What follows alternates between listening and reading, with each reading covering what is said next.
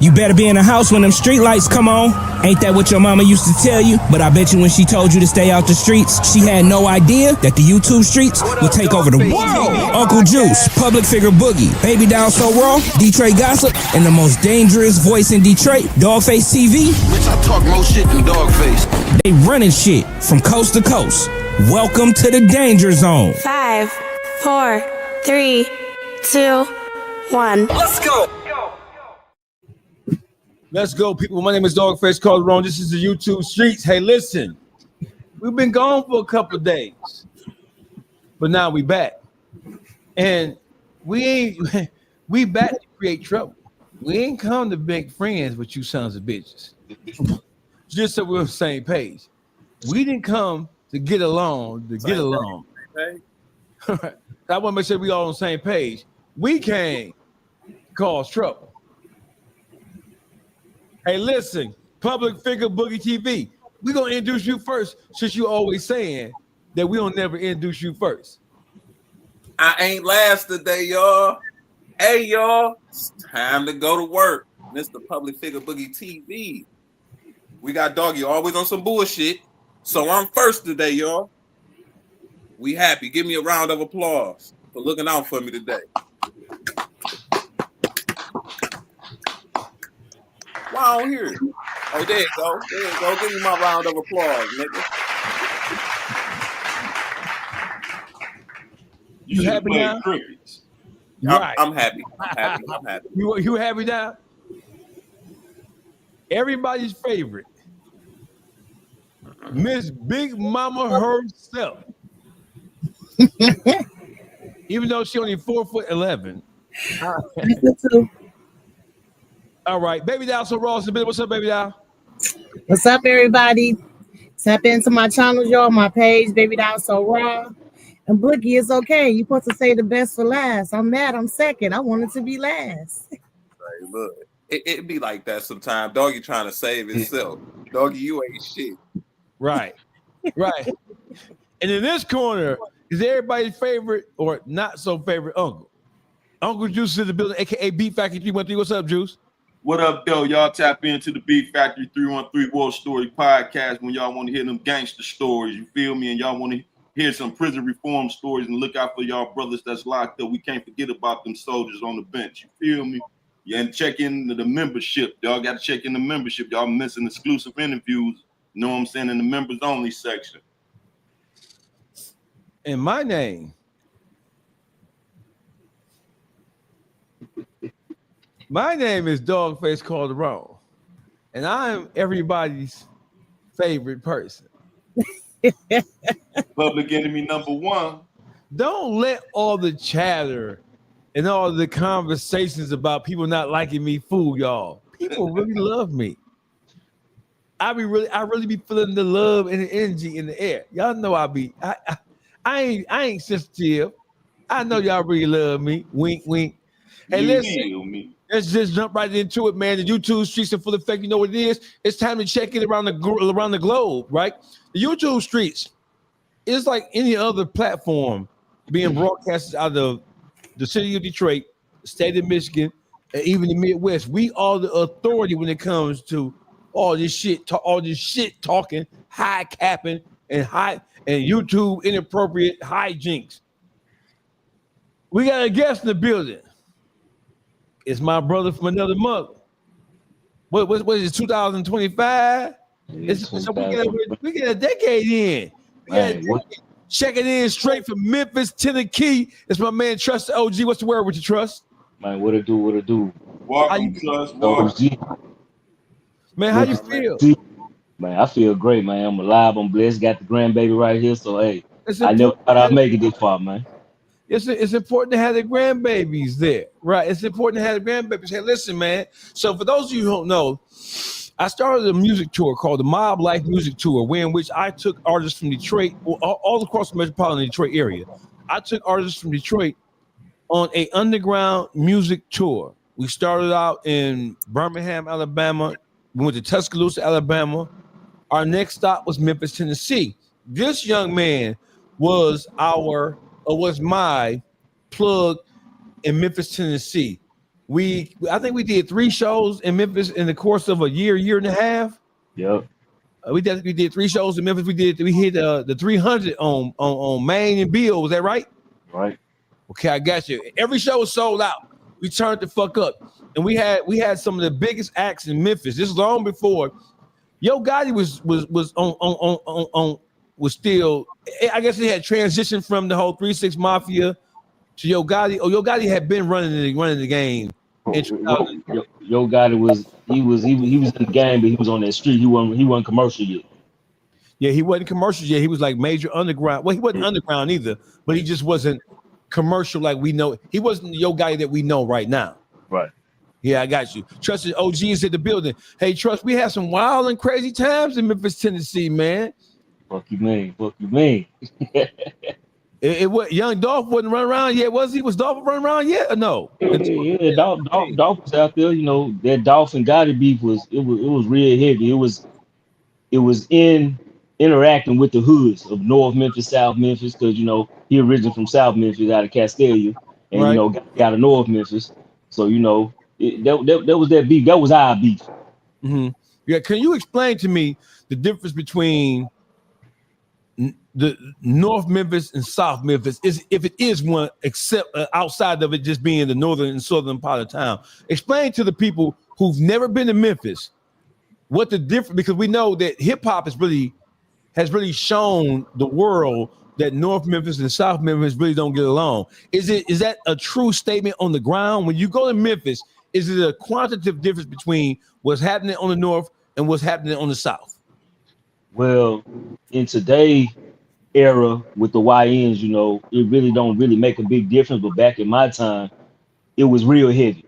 South Memphis, North Memphis. You had 3-6 from North Memphis making the songs. You had everybody repping their sides, and it was a big difference back then with North Memphis, South Memphis, East Memphis. If that's where you from, you better rep where you from.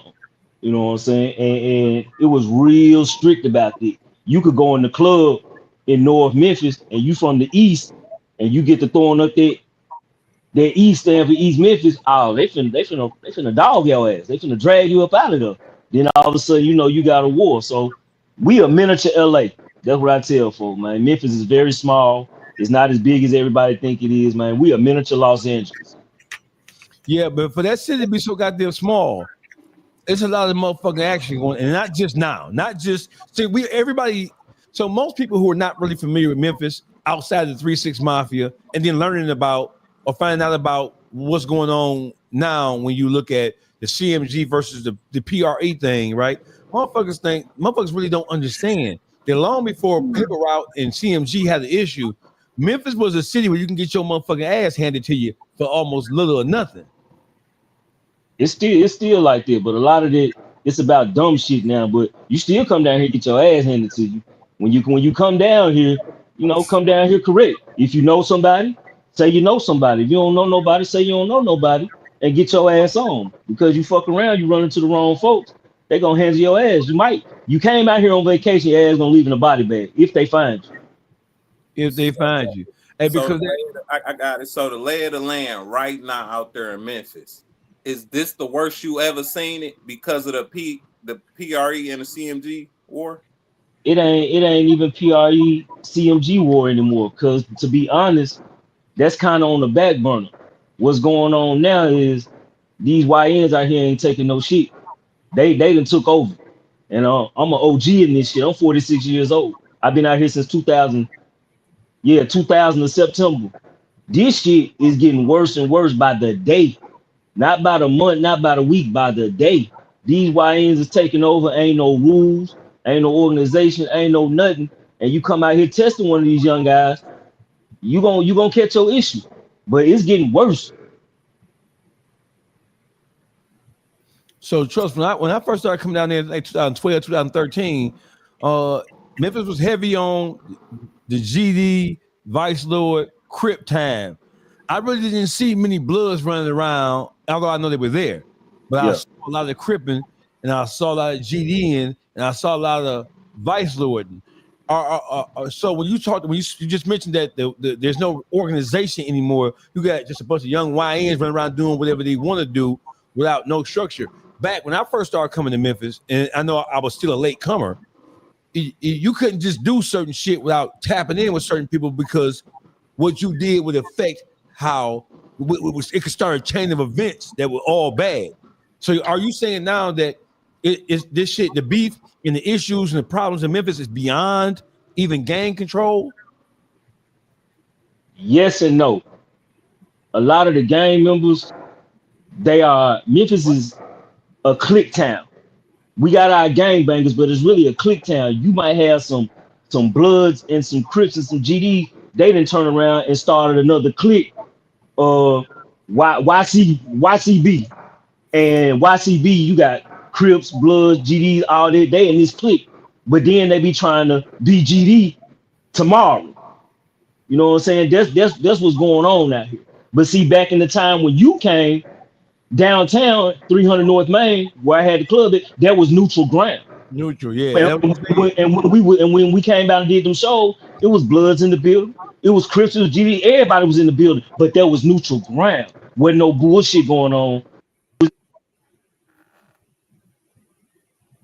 You tuned into the best of YouTube Streets. Trust OG checking in. Hey, we have on the ground reporting Memphis, and we're gonna have on the ground reporting on what's going on in the city of Atlanta. All on this show right now, baby. I also Raw, Uncle Juice, Public Figure Boogie TV. Hey, listen. Shout out to Memphis. Shout out to everybody from Memphis. Dogface was in Memphis. Yeah, nigga. Mob Life Music Tour is my independent music tour. All you gotta do is go search the hashtag Mob Life Music Tour. You back, Trust? Yeah, I'm back. All right, I got you. So listen. So, one of the things. So, I didn't actually meet Trust in Memphis. I met Trust. Did we meet in St. Louis or in Alabama? Matter of fact, I was on social media. That's how we linked up, and we ended up meeting out there in Tuscaloosa. Yeah, and that's when you talked about the mob life thing and all. I said, man, let's do it. Then that's when everything kicked off. Yeah, exactly. We met in Tuscaloosa, Alabama. Shit, you brought the whole crew down there. I still got the pictures. We down there. Matt Gutter, So Jizzle. Yeah, is the statute of limitations up? What's the statute of limitations of acting fool? 10, 50. And all you need to know is you fuck around and find out. You know, because we down there, we on army time down there. We on Iraq time down there. Afghanistan, what we call it. Yeah, hell yeah, it is. And so I remember when I said, hey, let's put together a show in Memphis, Tennessee, and you said, hey, listen, we can't go deep east, we can't go deep south, we can't go deep north, because what it's going to do is going to create a vacuum, and all the artists who was really running around having motion that time, they're not going to come. So north side motherfuckers not finna come deep south, and vice versa, right? I remember you came and said, we got perfect spot. We're gonna go downtown. We're gonna do it on Main Street at the 300. The first show was amazing. Shout out to everybody who played a part of that. Everybody who came from Atlanta, Alabama, St. Louis, everybody who came from Detroit and all around the metropolitan Detroit area. As a matter of fact, Memphis, Tennessee is going through, I don't even know if I want to call it a hard time right now. It is. Can we talk about let's talk about Yo Gotti for a second, right? Let's talk about what Yo Gotti has meant to Memphis, despite everything that has happened over the last couple of years. What does Yo Gotti mean to the city of Memphis, Tennessee? It's You tuned into the best Dogface TV. This ain't Dogface TV, is it? What is this? Oh, this is YouTube Street. I'm gonna take over everything, man. You gotta forgive me. You know I know how to act. Want to call. Take over it's mixed emotions with God, you know, with the PRE thing. But before all that, God is a great businessman, man. He strategizes. He started playing. He went with it. He helping a lot of young people come up, giving them an opportunity to change their life. You know what I'm saying? That's what that man doing. Like, you can't hate that man for that. Now on some personal shit, how everybody feel with the PRE thing and all that, folks got to get the facts. I mean, it's beef. You know, it was beef. Undercover, it was beef. But what he means to the city, that's that dude. I ain't gonna sit here and cap. That's that dude. That man Glorilla, Moneybag Yo, Big Boogie, rest in peace, Snooty Wild. You know what I'm saying? He didn't gave these people opportunities, man, to change their lives. And y'all hearing their stories right now through their music. And now he the signed Zillionaire Doe out of Dallas. That man playing chess. He strategizing. He running the game right now. Okay, so from back in the day, Gotti has been known to reach out to people, and certain people didn't want to work with Gotti. Right. So the way times is now, is he putting a forceful hand on some of these people? Do you think so? Because it's a lot of people back in the day, like 3 6 Mafia. Anybody that turned him down and just didn't want to work with him, he pretty much went at him in a way as far as records or slandering their name. And that's how 3 6 Mafia end up beefing with Gotti. Then you got the Dolph situation, which is supposed to have stemmed from him not wanting to do business with Gotti on that end, saying he'd do it himself, and a female in the middle of that. So you done already touched it. You know what I'm saying? Somewhere it's a female, somewhere in that mix.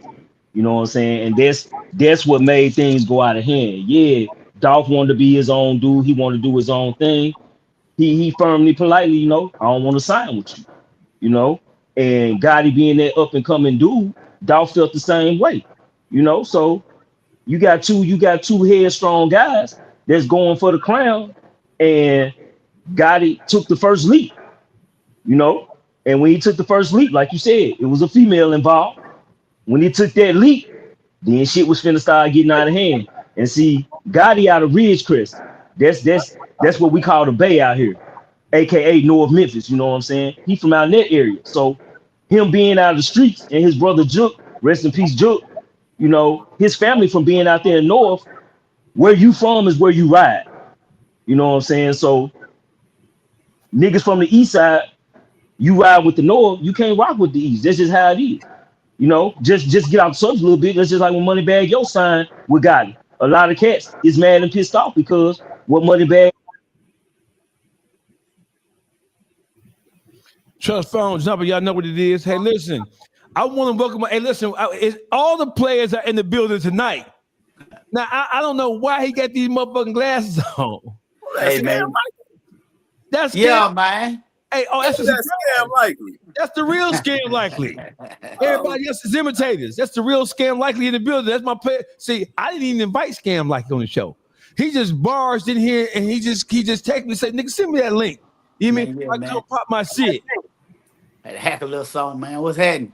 What's the word with you playing partner? Hey, listen, I got my man Trust the OG from Memphis. So we got Memphis and we got Atlanta in the building. We were talking about scams. So we was talking about just the conditions on the ground in Memphis right now with my man Trust the OG who's hailing out of Memphis.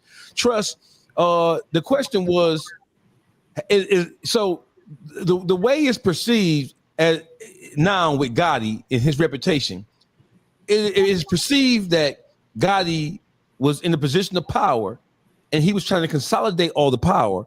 And if you weren't gonna come on in, then it was gonna be a problem. Is that an accurate depiction? Is that an accurate explanation for what was going on with Gotti? Was he trying to consolidate party power in Memphis by signing every artist worth signing, or is it a misunderstanding?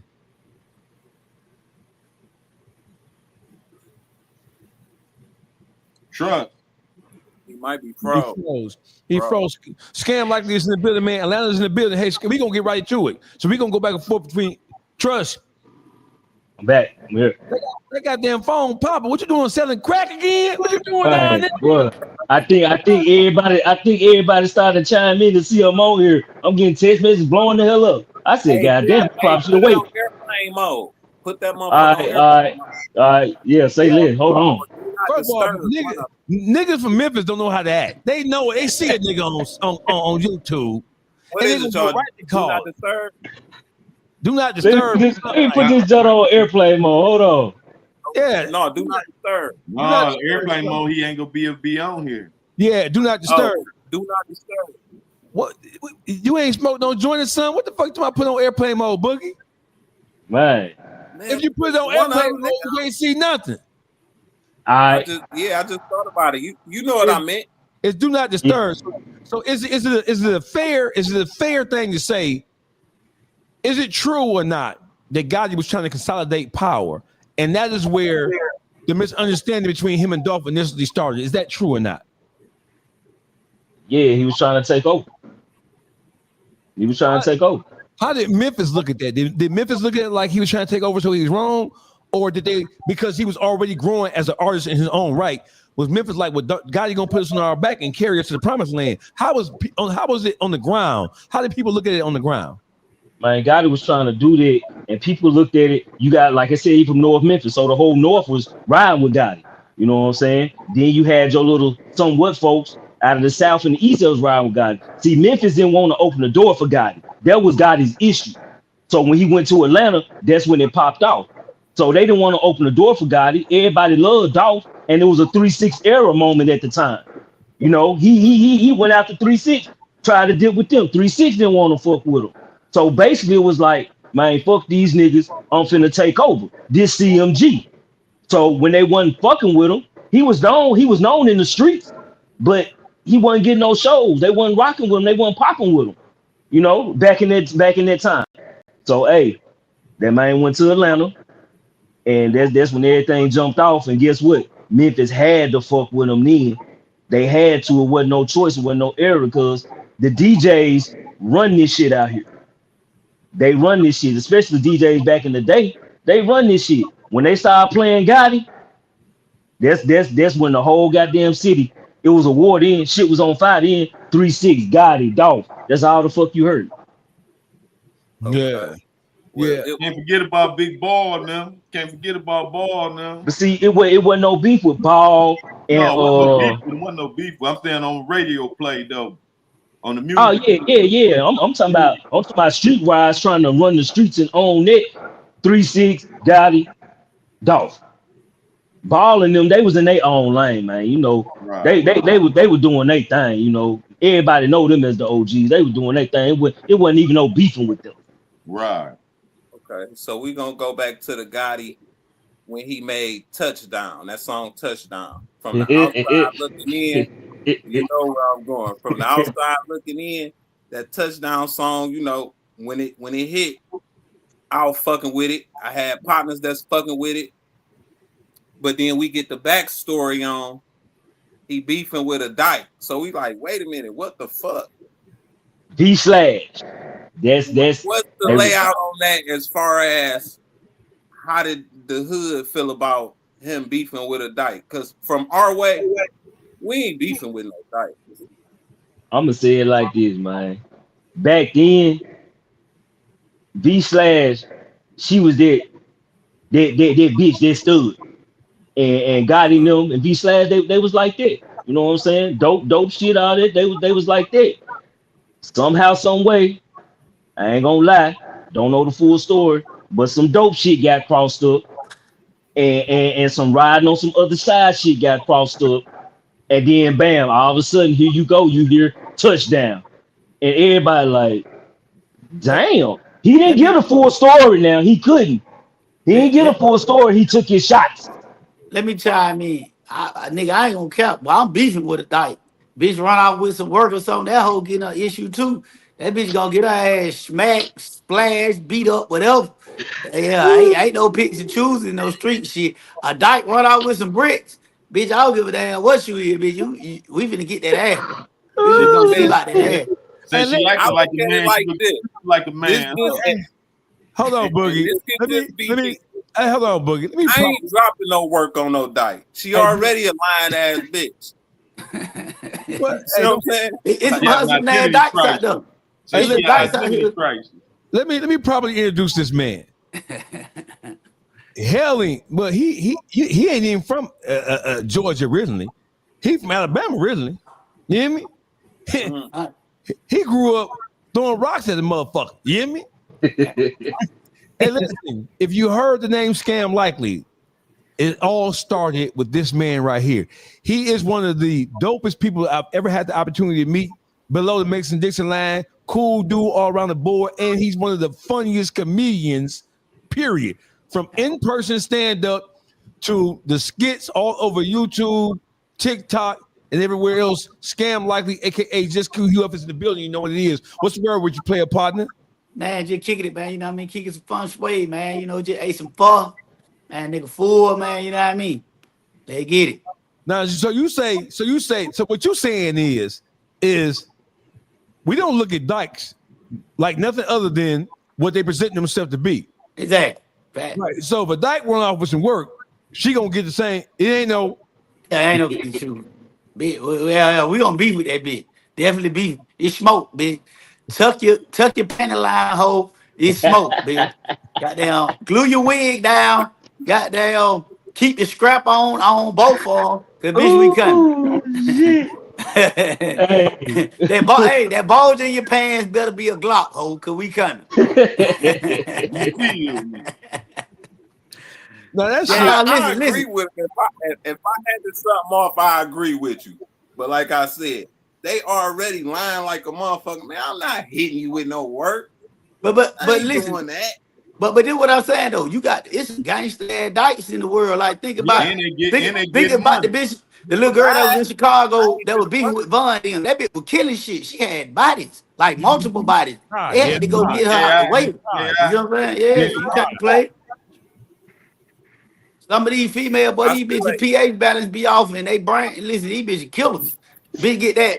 Bitch might get what's that shit? Gonorrhea or syphilis. That shit affect your brain. But them hoes turn into sociopaths and psychopaths and shit.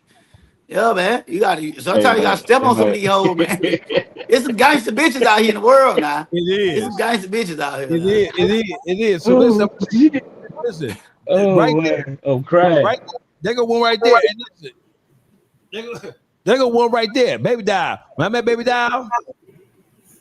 Everybody was afraid of me in Detroit, except this motherfucker right here. You hear me? She was talking cash shit to me. You know what I'm saying? Then she called me ugly. Now, no, I'm sensitive about my looks.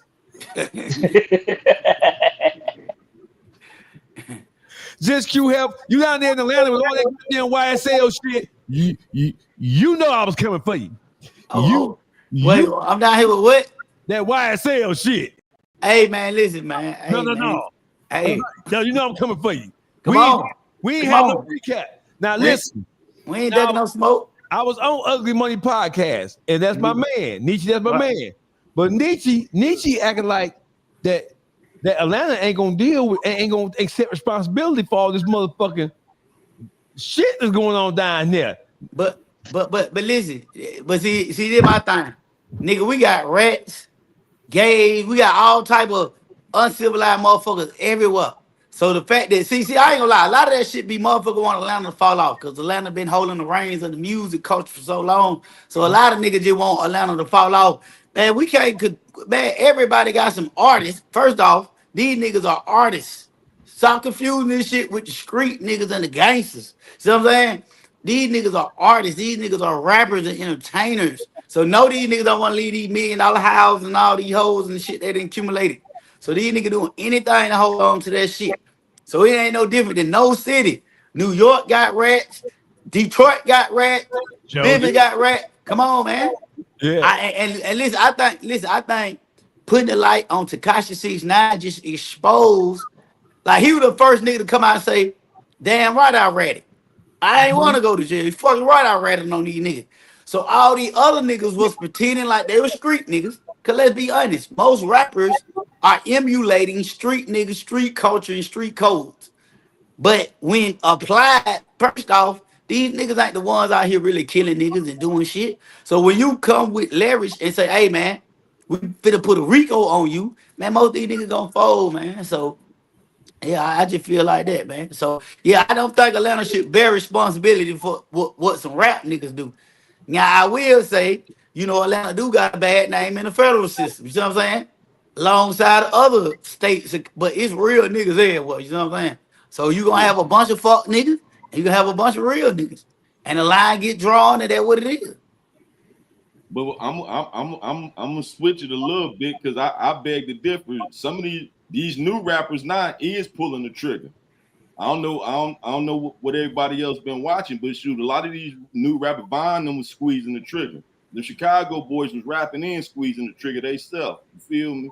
But do what I'm saying. You see, you got a lot of these Detroit rappers. They are squeezing the trigger. Now, back in my time, yeah, they was emulating, but no, today to get a deal, you got to be demonstrating that. Nah, you can't. But let's not confuse the two, because a street nigga and a killer two different things. Just because you kill some nigga don't mean most. Like, let's be honest, most killers are the rats. Most killers the rats, because who the fuck gonna deal with them? Most killers are the rats. Like, let's be for real. Why do you think they get to operate with impunity in the neighborhood? They killing. When you got a nigga in one neighborhood got 4 or 5 bodies, you don't think this? Come on, man. How you think this nigga just out here just killing niggas? Just come on, man. You one lucky nigga, or you know something we don't know? With all the technology they got out now, you telling me you got 5 bodies?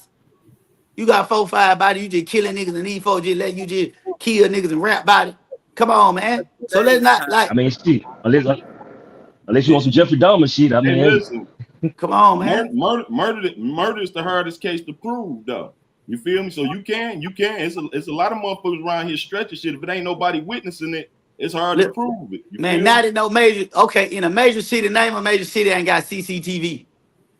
Man, how they caught the nigga that killed Duck. They rewound the tape of them niggas killing Duck. They rewound that bitch back, went back in time and seen them niggas running to the car out there. Now you talking about the downtown area. I'm talking about the inner city. Every hood. So that's why I said every hood ain't full of cameras. Listen, the projects is called the projects for a reason. I know they got cameras up out here. They got the cameras up out here in the project. That's the first place they gonna put them bitches at. High crime areas. We got cameras out here, but them motherfuckers ain't working. But I don't believe that. I ain't say the projects. I just said the hood. I'm saying every neighborhood. I'm gonna speak on Detroit. I don't know. Okay. I don't know all Atlanta. I ain't been in Atlanta in a minute. But I'm gonna speak on Detroit. In our hoods, I ain't talking about the projects. We exclude the project. Regular streets. Every corner ain't got no camera. You feel me? That's on the real. Every block ain't got street lights on, cause niggas shooting them bitches down. So it's easier to get away with murder than getting caught with dope.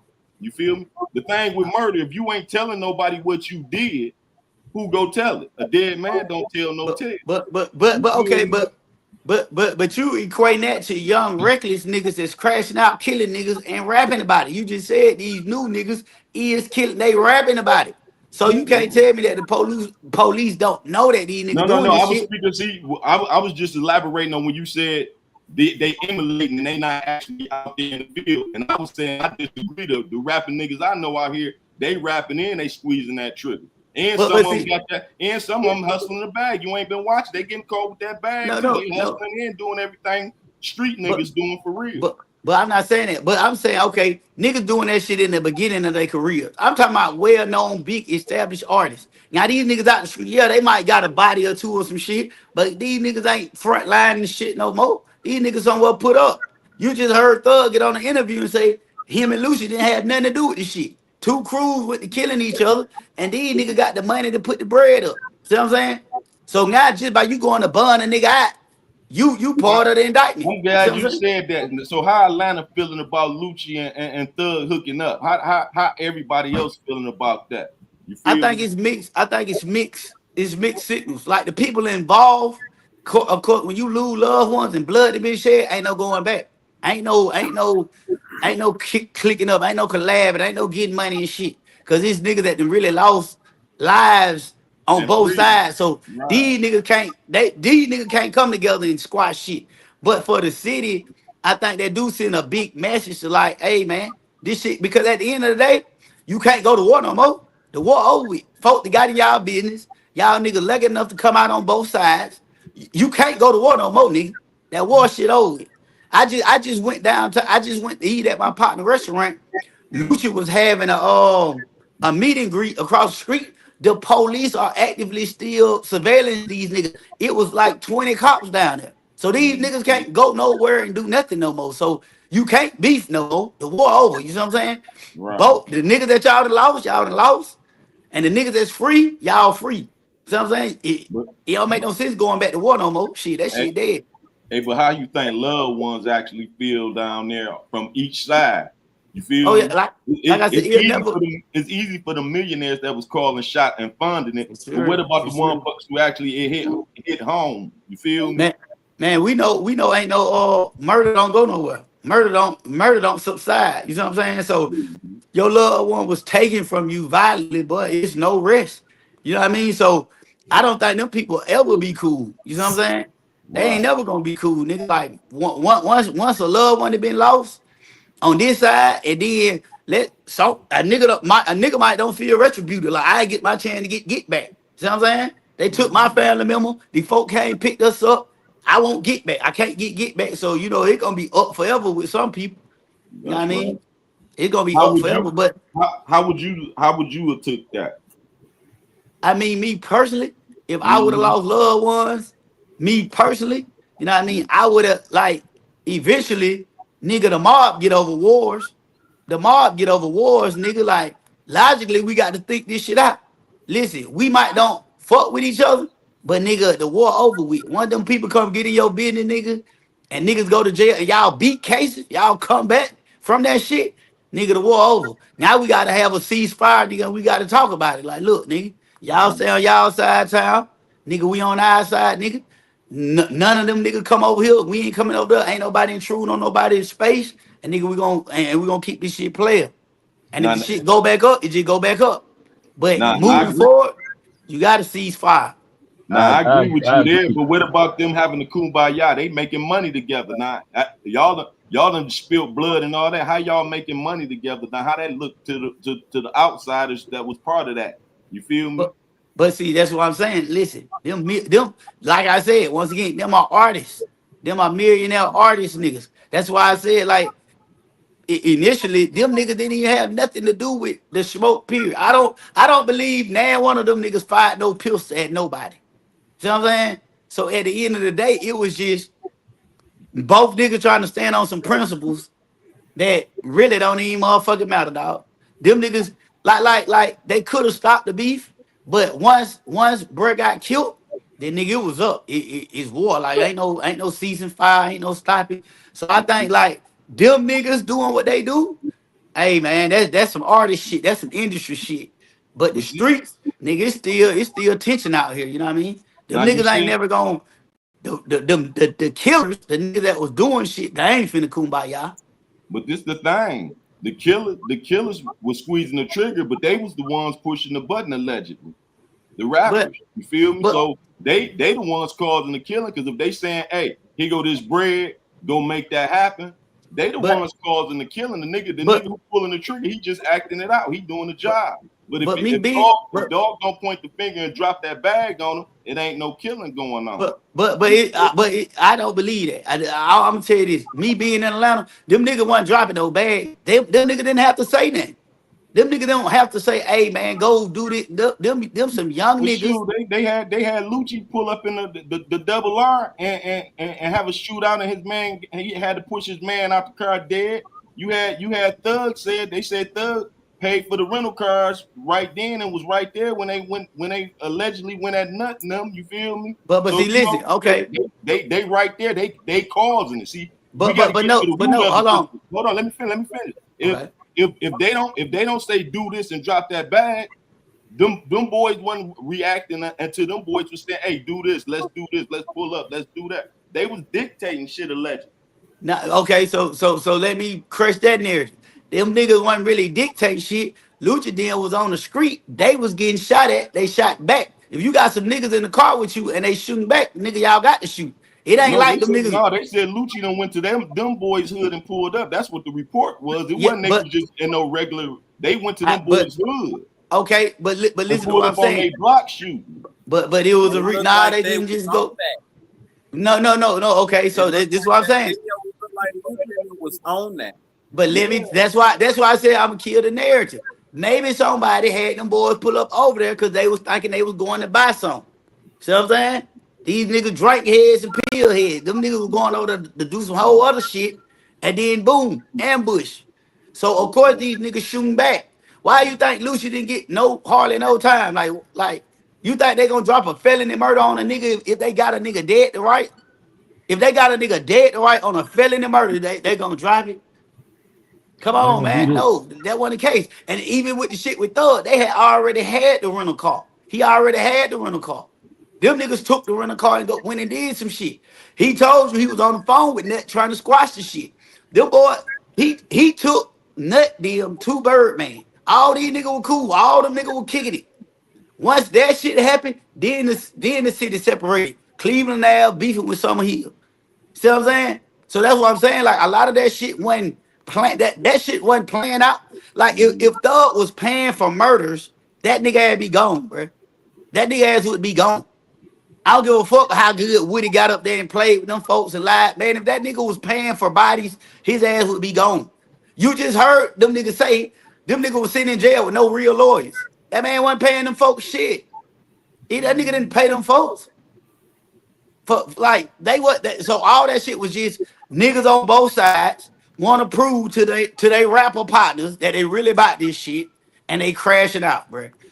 But far as them niggas doing that. Them niggas want to put like people acting like these niggas John got it like these young niggas don't know how to put no real hit on no nigga. Yeah, they might give a nigga some money and say, hey man, but you talking about a real legitimate hit man, like come on, these niggas ain't got hit me around this bitch. Right. Cause if that's the case, these niggas would never be found. When niggas get hit for real, like the mafia get hit, man, it take 20 years to get them niggas, man. Like, yeah, what Sammy the Bull, man, come on, man. That nigga killed 19 niggas. That's a hit, man.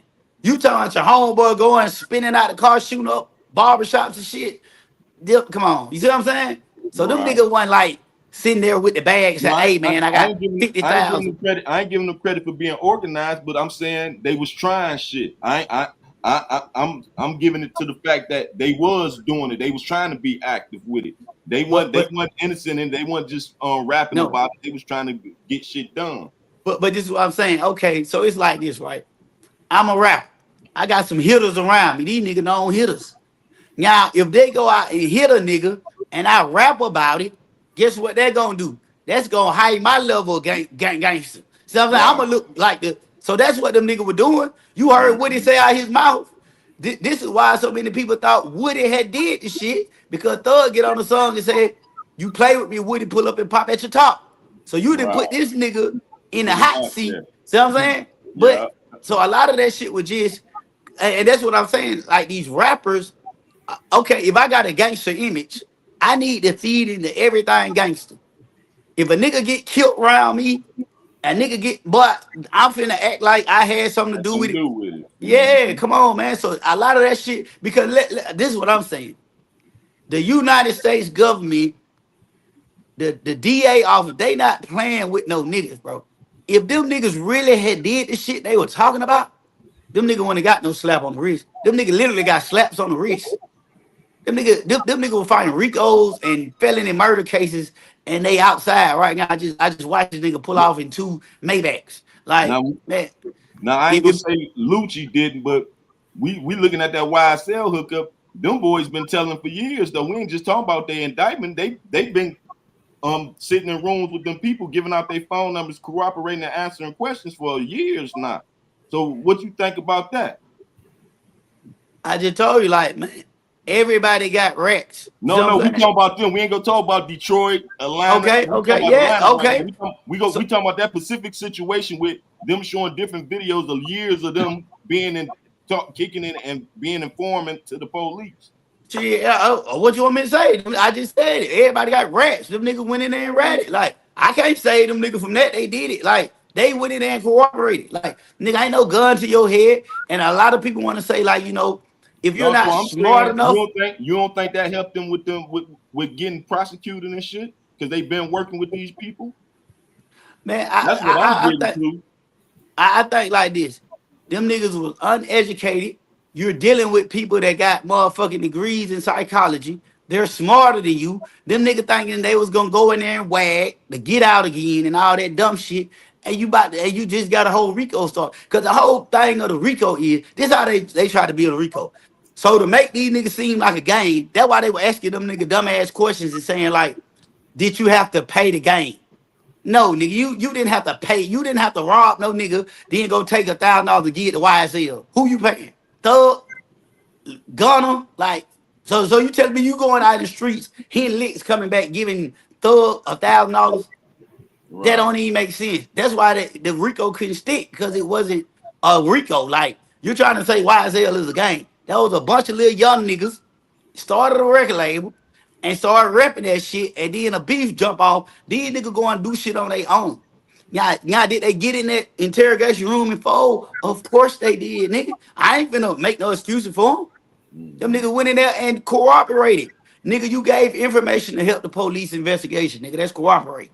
These people get money. They don't need no help, nigga. Let them folk do their job, nigga. You ain't got to go in there and say shit. Soon as I go in that bitch, I'm tired, I'm sleepy. Show me to my cell. Simple. So yeah, nigga, you go in there, even if you try to play with the police, you playing a game, my nigga. Once you get in that interrogation room, all bets is off. All bets is off. Tell them again, nephew. No, I just went that way where you could break it down for the youth that's watching. Yeah. You can get an understanding. I appreciate that, nephew. So this is what I feel like, and I feel like our young men need to know this. These people are getting paid for this. You said some shit ain't gonna help your situation. Period, nigga. You go in that interrogation room trying to play with them folks and all that shit. Man, these folks they know how to read the side, the signals of lying. They know if you lying, they know if you playing. You only putting yourself in a trick bag, and this shit going to be used against you, bruh. You can say some shit and place yourself on the scene. Oh, I didn't pull the trigger. I mean, I was there, but boom, right there, they got your ass. Because all these folks need is, what's the shit? Substantial evidence. They don't even need real evidence to charge. So shut the fuck up. Ask for a lawyer. And if they ain't got nothing, the folk gonna let you go. So shit, that's all. You don't have to talk to these folks. And I think a lot of, like, the younger you are, maybe you're probably foolish in believing that you can get over on these folks. And these not your parents, my nigga. You know how you use a lot of your parents and your parents. These not your parents, my nigga. These folks trying to take your motherfucking life away from you. So if you, shut the fuck up, my nigga. You can't help yourself. You can't help your buddy. You can't help nobody, man. Shut the fuck up. Get a lawyer, my nigga, and let that shit play out. I got a question. So let's move forward to just Thug by himself. When you heard the audio start to drop, the audio was like an album, bro. It was record after record after record, right? When that audio dropped, what was the mood of the people in Atlanta about? Because the shit about Thug going in the interrogation room and saying something, that shit had been out for years. Me and you had talked about that a year ago when it first dropped, right? But so the audio and with him in the interrogation room, that's been circulating around. So that shit just was what it was. I think even more importantly, or even more damaging than just the fact that he went in the interrogation room, right? I think the audio of him talking about some of the most legendary figures in Atlanta and throughout the country in the entertainment scene, I think that was more harmful to him than the interrogation room audio. I agree. I think because now it's a preview into how you really feel about these people. And I know you can say I was going through a lot, and nigga don't want to hear that shit, dog. I don't give a fuck what you going through. And for him not to have the presence of mind to know that jail calls are recorded. All right, we know that. But nigga, you Young Thug on the phone with 21 say another. So why would you not think out of all phone calls, your phone calls are definitely gonna be recorded and used? See what I'm saying? If you had the presence of mind to say, you talking to 21 Savage. So listen to what he said. He said he had the presence of mind to tell 21 Savage, I ain't tell my brother to do that because I knew they were listening on the phone and I couldn't admit that I was talking to my brother. So if you had the presence of mind to do that, why the fuck you ain't had the presence of mind to watch your tongue when you're on the phone talking about all these people in Atlanta? You see what I'm saying? So I think that definitely that put a strain on the city because it kind of put niggas back on the wall, and it was like, all right, ain't no more picking sides. Y'all watch this nigga do some flaw shit. How y'all gonna react to it? You know what I'm saying? Like this nigga just talked about everybody in the city, guy. that nigga said some shit about Gorilla. Like I was like, God damn, nigga. Like that nigga said something about every goddamn body. Boogie, so Dirt. everybody. That's So what I'm saying. He said something about my glow. You hear me? yeah, Boogie don't like that. Boogie look low, really. He don't like. He didn't appreciate that. Hey, scam. Public figure Boogie didn't appreciate that. He ready to fight. He ready to Hey fight. man. Okay, so let me ask you a question. Yeah, let me ask you a question. So, what position? How do you think the revealed phone calls? What position did that put Mariah's scientist in? I mean, it kind of put it in a it put it in an ugly situation because it's like, you know what I mean? Now you probably losing friends, and then now it's like, yo, nigga looking weak. You know what I mean? Like, yo, nigga, he got a chink in his arm. You see what I'm saying? Like, so now it's like she had to save face. So I think that's probably why she had to separate from the shit, because it was like, shit was so damaging that, like, because I don't really even believe, like, I don't think the nigga really fucking inside Rice Street. Like, nigga ain't like, that nigga was on 23-hour lockdown. So I think he was just trying to say some shit to sound cool. But I think PR and her people around are like, hey, man, you got to get away from that nigga. That nigga toxic right now. You know what I mean? Yeah. So I think that was her main situation for, like, you know what I mean, separate, because you know your nigga in jail, man. Come on, man. You know a nigga gonna say all kind of shit. And then you on the phone with the nigga. You know the nigga pillow talking. So if you ain't stop and check the nigga while he was on the phone, why would you think he wasn't doing it when you went on the phone with him? See what I'm saying? So yeah, I got you. You told this is the best is YouTube streets. You know what it is. Public figure Boogie, Uncle Juice, Baby Doll So Raw. Trust the OGs checking in for Memphis. Memphis, Tennessee has federal troops by way of the National Guard and federal marshals all over the motherfucking place down there. Trust. How is life on the ground in Memphis right now with all that federal presence down there? Man, it's 50-50 right now.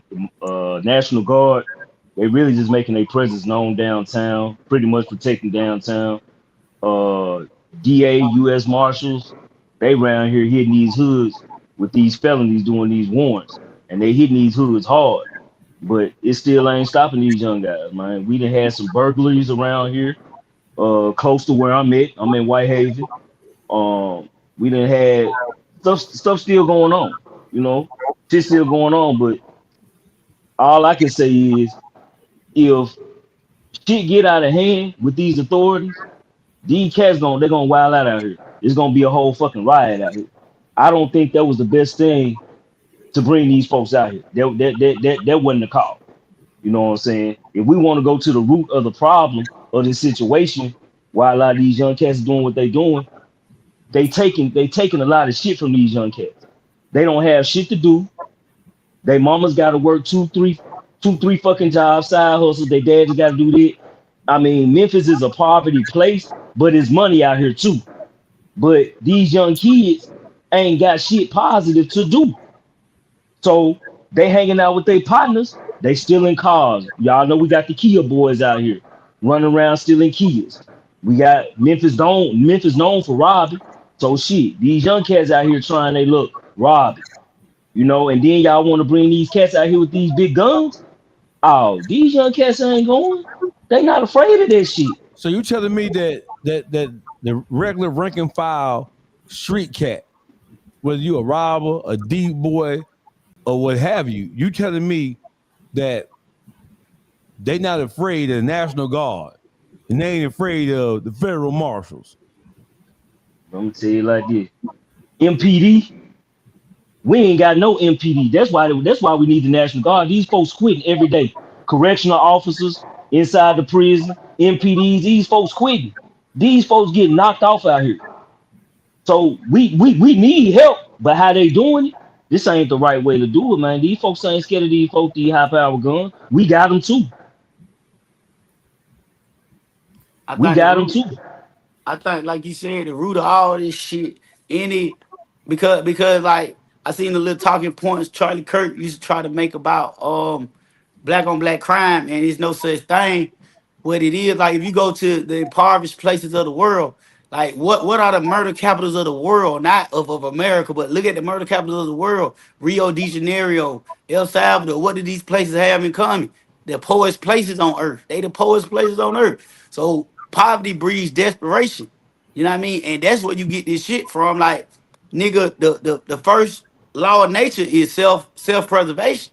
Nigga, I'm not finna sit here and starve. If it's a way I can go steal some shit to get something to eat or take some shit, a nigga gonna do that. So this system, this monetary system that they created, that what got us in this bind. Cause this shit fake, money fake, bro. Money fake, bro. We came from the barter system, nigga. You had some cows. Get what, nigga? I got the wheat. But give me a goddamn gallon of milk. I'm gonna give you a bushel of goddamn wheat. So once they took that shit and made this fake monetary system, nigga, this shit got us in disarray.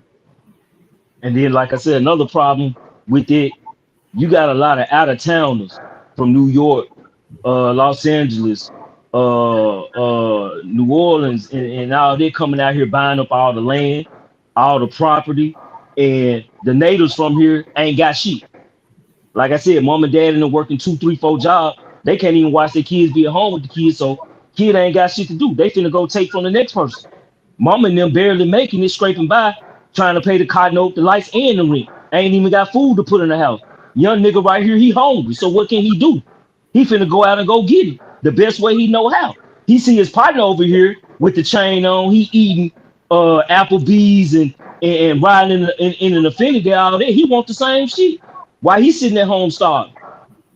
So they finna go take this shit. Ain't no positive shit going on out here. Now, one thing I agree with our mayor on that he said it. He made sure he said it. He said, look, city of Memphis, I did not ask for the National Guard to come here. I did not want this. He said that. He made sure he said this shit. Because by him being a young black man from Memphis and he here, that shit don't look good on him. And being the mayor, that shit don't look good on him at all.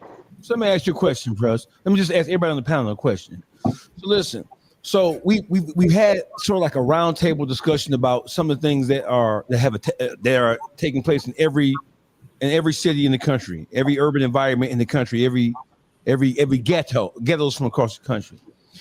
So we talked about the problem, right? We're talking about what the issues are, right? Do we live in a society now where if you want to do better, you can put yourself in a position to do better? Do we all agree that if you want to do better, you can do better if you work for it and towards it? Or are we saying that the system is still so heavily stacked against us that we have no choice but to operate in the most niggerish fashion possible? Do we have any excuses for this shit? Or should we be turning the corner on some of the shit that we see happening in the community that's negative towards our own selves? And that's what I'm saying. They done took mentorship. They done took the Boys and Girls Club. They done took these community centers away from these kids that could possibly talk to them, because maybe a kid want to be a lawyer or something, but he don't know the first steps to go or how to do that. But you got this mentor over here that's going to reach out to him and show him a better way. That shit ain't out here no more. And listen, you in Tennessee and we in Detroit, they done that there, they done it here, they done it in every urban community across this country. It's designed that way. They did it intentionally for these YNs to be out here out of control. They took away all the resources. You feel? So my question is this. This is my thinking. We already know. See, black people, we are smart. We are intelligent, even if we don't display our intelligence on a regular basis. We know how we got to be where we are right now. We know that it was by design. We know that not only was it by design, we know what the aim and objective was, right? So do we still, even in 2025, are we still saying that the reason why we are like we are as a people, us, is because the white man took something from us that was going to help us be better us? Is that what we said? I'm gonna say, yeah. The reason why I say that is because this is actual scientific proven fact. When you take a people and you do what they did to us, So you have to be out of your situation half as long as you was in it. So if we was in slavery 400 years, that's like if you take a computer and wipe that bitch clean. It still ain't gonna work better. You still got to reboot it and put a new program in it for it to run right. Right? So by them just releasing niggas, we still exhibiting what they used to be because we mimicking our captor. So all the shit that why he is doing out, it's the same shit Vikings and shit did. You do know that these people created pillaging and taking and robbing and killing and raping. So it's no accident that we're behaving like the motherfuckers that we learned this shit from. So it's gonna take us half as long as we was in slavery. It ain't been 200 years yet. So the few of us that are lucky enough to come up out of that shit, that's a rarity. You can't expect the hive to be able to associate with us and be like, okay, yeah, no, nigga, it's gonna be few of us that come out of this shit and understand it. And guess what? We ain't gonna be able to reach these niggas. This is my philosophy. If you really want to save black people, you must be prepared to die by their hands. Because we done killed every civil rights leader we done had, except maybe Martin Luther King, but y'all's coming out, we still set the nigga up. So technically, we killed him too. You know that, right? Every civil rights leader we done killed them. See what I'm saying? Because we're infiltratable. We can't infiltrate white people because we ain't got shit to offer them. But they got money and power and status that they always can infiltrate us. So it's not no reason. It's a reason why the odds are stacked up against us. Because people be like, oh, y'all can go start your own shit. Well, look at what happened when we did. Rosewood, Tulsa. It ain't no, them folks came and bombed. They infiltrated the Black Panther. They infiltrated the Muslims. Come on, man. It ain't no accident. Niggas can't work together. Talk that shit. Talk that shit. I like what you're saying. Yeah, like we could bring it up to modern day. Look at Bill Cosby. He went to try to get his own. What they do, lock him up for some shit that they said happened 50 years ago. And that's what they boy. He was they boy. He was they boy. You can look at. Listen, they didn't fuck with Diddy until Diddy started saying fuck both parties. Let's start our own party. Nigga, why that interview didn't go viral? Why that interview got shelved and then boom, all the freaky shit. The fact that they put out the man had 150 bottles, however many bottles of baby oil. How the fuck is that helping anybody? That was to demonize that nigga in the public eye, to strip him of all credibility because he was trying to unite niggas. Yeah, he did some fucked up business, but look what he did. He started going back, giving nigga they masters and shit, calling himself love. Oh, nah, we don't want these niggas like this. We want, because this is the thing about it, right? This is what I see. Every time we have a prominent black figure that either invent some shit, create some shit, or break some type of barrier, they get this nigga so much money, he gonna disappear. Cause I don't believe if Jeff Bezos was black, that nigga wouldn't still be around. Because black people, we want so much money, bitch, I'm finna go relax. I'm finna go disappear. I'm not about to have $100 billion still working around this bitch. You a motherfucking lie. I get 3-4 billion, bitch. I'm going to Cancun. I'm finna go relax. That's how black people minds is. We don't want to keep working forever and ever and ever. So the fact that this white boy want to keep working, he's never satisfied. Power corrupts, but absolute power absolutely corrupts. And that's what we dealing with. Absolute power. These motherfuckers done got absolute power. Absolute power, bad motherfucker. You tuned into the YouTube streets. Trust the OG checking in from Memphis. Hey, Trust, put that baby to sleep, bro. We're going to tap back in. All right. All right, one love, bro. Thank you. All right, Trust, we got to get together. All right, brother. Scam like in the building. Atlanta is the hot topic right now because everything. Lucci dropped the album Friday. Thug dropped the album Friday. I want to go back to the whole conversation about that. So both of the superstars on opposite ends of the spectrum, they're A-okay. They're a little bit rough. They're a little bit ruffled. They get a little roughed up a little bit by the system, right? But they okay. They're back home and they're both multi-millionaires, and their projection is upwardly rising, right? Right. When we talk about the settling of differences between the two camps, one of the things that I said, and this is me, it may be immature of me, but I'm going to tell you the truth about what I said.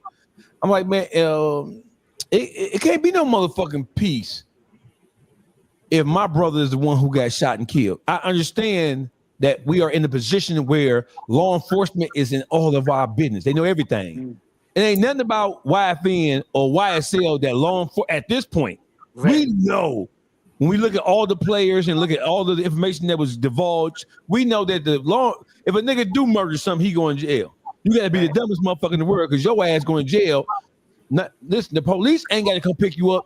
The motherfuckers who got something to lose gonna turn your ass in on the high or on the low end of things. That's one. Number two, and then so it's like what this should be a lesson, not just for the young boys and girls in the city of Atlanta, but all over the world. At the end of the day, look how many people lost their lives during that conflict. Look at how many people are still in jail or doing life bits or doing long stretches about that conflict. Look at how many people now have felony records, right? This should be a lesson to all the young black boys and girls who look up to stars and try to mimic what they see on TV or on YouTube or what they hear in a record. The stars are still stars. Meanwhile, everybody, the whole supporting cast, niggas is rats now. They can't go nowhere for real because they got the rat label on them. Niggas, they get felonies. You can't go get no job. You ain't down with the click no more. So where you gonna get your money from? They ain't had no money. Niggas sat in jail 2 years with a court-appointed lawyer. So if this shit is not a learning lesson,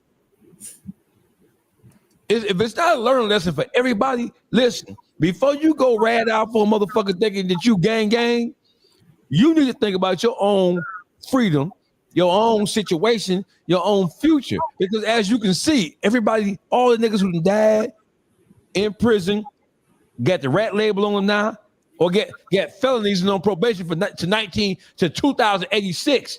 Niggas is on probation to 2086. Nigga ain't gonna die on probation and still be on probation. Nigga gonna die on probation. Listen, this shit is a lesson that we couldn't have asked for a better lesson. Now the issue is, are the young YNs gonna learn from it? Are the parents of the up and coming, the next generation of YNs, are they showing this to their children so their children, their nieces, their nephews, their grandchildren can see this shit? Because this shit is a lesson. But this my thing. Because the older people YNs too. Yeah, they acting just as young as they fucking kids. This is my belief. I don't believe you learn from. I don't think a nigga can learn without them going through it. That's just a hard reality of life. You can tell your child don't touch the stove 1,000 times. It's hot, fire. A baby gonna touch that motherfucker eye and burn his hand. So I just feel like, you know what I mean, regardless of what niggas doing, you got to have the presence of mind to know to do shit yourself. Fuck what another nigga doing. If you easily influenced, we all know that it's sheep. And this is what drives society. Worker bees and sheeps. So if you gonna be a sheep, nigga, you gonna be a sheep regardless. And I want to say this too. How everybody be saying like the streets are a myth. The streets are myth now. No, they not. This has always been the streets. Niggas always been getting killed, backdoored. Nigga, your cousin got killed with some bricks. Ain't no forced entry. Dog didn't bark. Like his partners killed him. So this has always been the streets. Niggas always been getting told on. Nigga know if you go to jail, nigga gonna fuck your baby mama. Somebody in your gang might end up with your baby mama. Come on, man. So we gotta stop acting like this some nuance and new shit. This shit been going on. So it's like 2025, we got enough data to look at it and say, this shit ain't what's up. You got enough data. It's enough data. We done seen niggas try this shit. It's enough data from 1980 on to 2025 to see that none of the gang shit done panned out how nigga thought it would. The OG niggas broke it for junkies. You know what I mean? This shit over with. So if you still got the mind presence, or you want to be a street nigga or be beholden to the code, then nigga know what come with that. Know that betrayal coming your way. Know you getting told on. Know you might get backdoored. Know you might get killed. That will come with this shit. Don't get in this shit and pretend like, oh, everybody's supposed to have the same code. Because the first, everybody know all the codes go out the window when it's your ass in the hot seat. Baby, what you gonna say?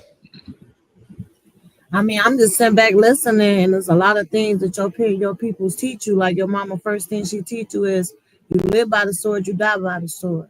You know what I'm saying? And the streets ain't your friend. Your home don't lie on you. I mean, it's not the same for these young kids nowadays because, like you say, it is their parents is acting younger than them. So it's like, what can we do now? Now that we know all these things, what can we do now to change this? Because we still, every day a new baby is being born. What can we do to switch the narrative of Black people? How can we all? I know you say we all can't work together, but I think a good majority of us could come together to try to save the youth. But I believe I'm telling you, like niggas go get infiltrated anyway. If you like every Black Power movement we ever tried to have has been infiltrated, right or wrong. So recently, what happened to the Black Lives Matter movement? Right. Yeah, that's what I'm telling. Like I feel like only way we can say the youth, man, is you got to think. The main problem is grandparents are gone. Ain't no such thing as grandparents no more. Where all the gray haired people at? When we was growing up, nigga, we had real grandparents. These folk grandparents 36 and shit. They grandparents 36. They mama 28. See what I'm saying? Like these motherfuckers had babies when they were 14. See what I'm saying? So it ain't no more where's the wisdom at? All the wisdom is gone. See what I'm saying? Just think about it. Where are all the gray haired people at, bro? Nigga, when I grew up, I had a great aunt, I had a great uncle, I had a grandma. See what I'm saying? Where are all these people at? We're not afforded that luxury no more. So now with evolution, niggas got to learn at a faster rate and apply it because that's what knowledge is. So until these young niggas start applying this shit, man, nigga, they ain't finna listen to us. These young niggas will kill us, bro. So, hey, man, like I'm telling, like at all costs, because I'm almost there. You gotta protect me at all costs, nigga. I'm knowledgeable. I got these kids. I'm gonna be all gray in a minute. Ooh, shit. See, look, nigga, phone fell. See what I'm saying? Hey, man, the folks. See what I'm saying? He on some bullshit. Boogie, y'all you can't hold your phone up. Why you ain't gonna tell your ass up, Boogie? You ain't gonna sit your ass down. To touch on that, even if we did have the gray hair people, these kids don't respect these old senior citizens. That I didn't see so much stuff out here with these younger kids is fighting I seen a video with one chick fighting her great grandma. And so where you at? Where you at? Detroit.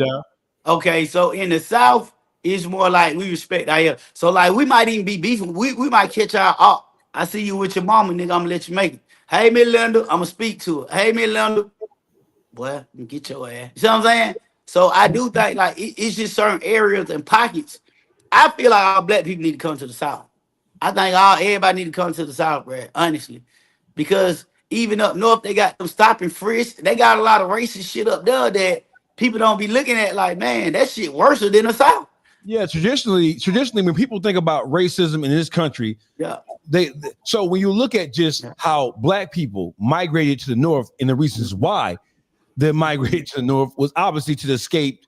It wasn't necessarily escape poverty. It was to escape the persecution, the persecution by racist white motherfuckers, right? In law enforcement and just in society as a whole.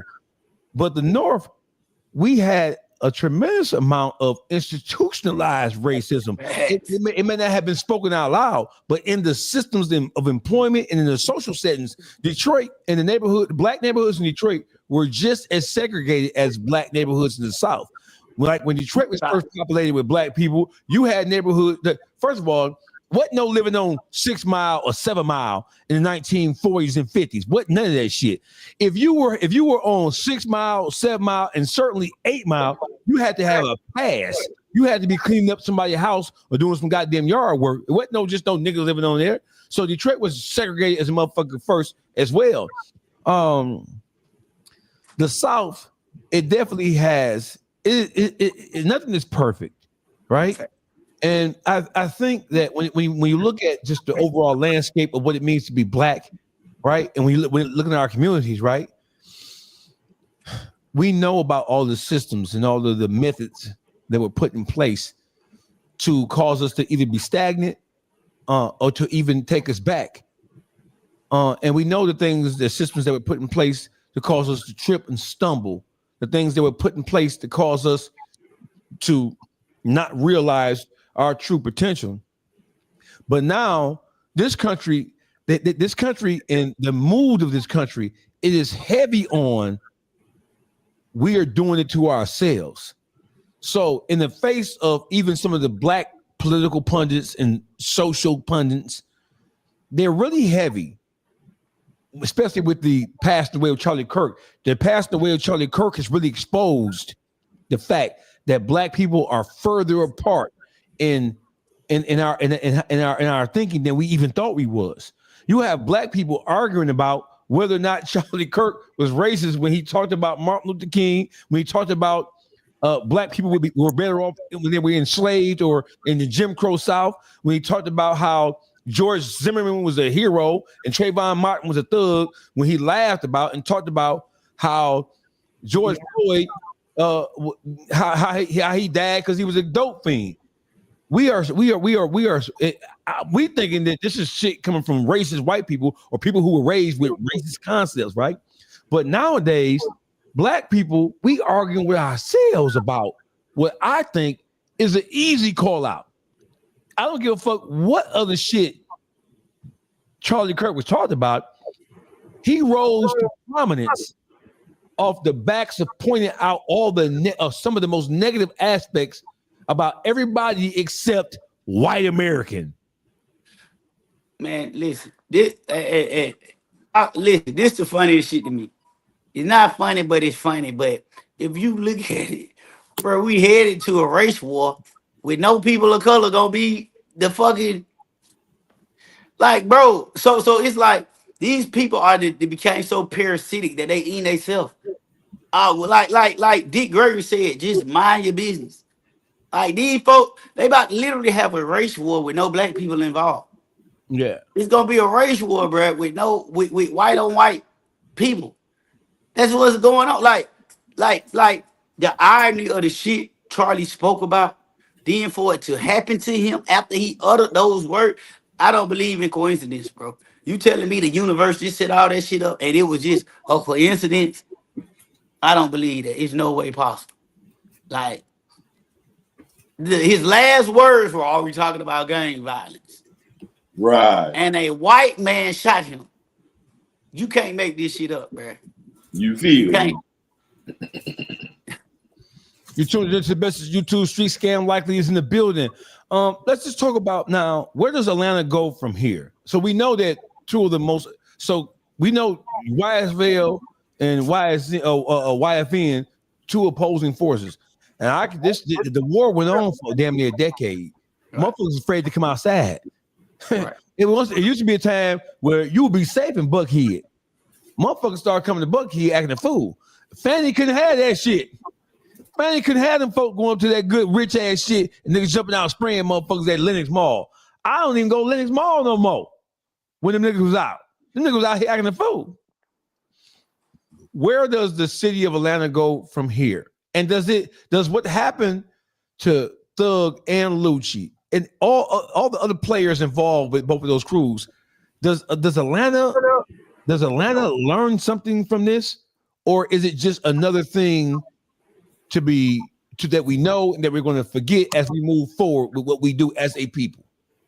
Nah, I think it definitely changed the landscape, and the reason why I say that because I think niggas on all sides are gonna be more proactive when these beefs start. Like I think because now Thug and Lucci are like OGs, you know what I'm saying? So now they got the power to quell a lot of these smaller beefs. Like when the other artists start the beef, they can step in and say, "Hey, we went down there, pal, boy. Yeah, everybody get a Rico. As soon as 2-3 niggas down east side, but yeah, getting a Rico." So I think that's kind of like, even though, like I said, if you one of the loved ones that lost a family member, your pain ain't never gonna heal. You gotta accept that.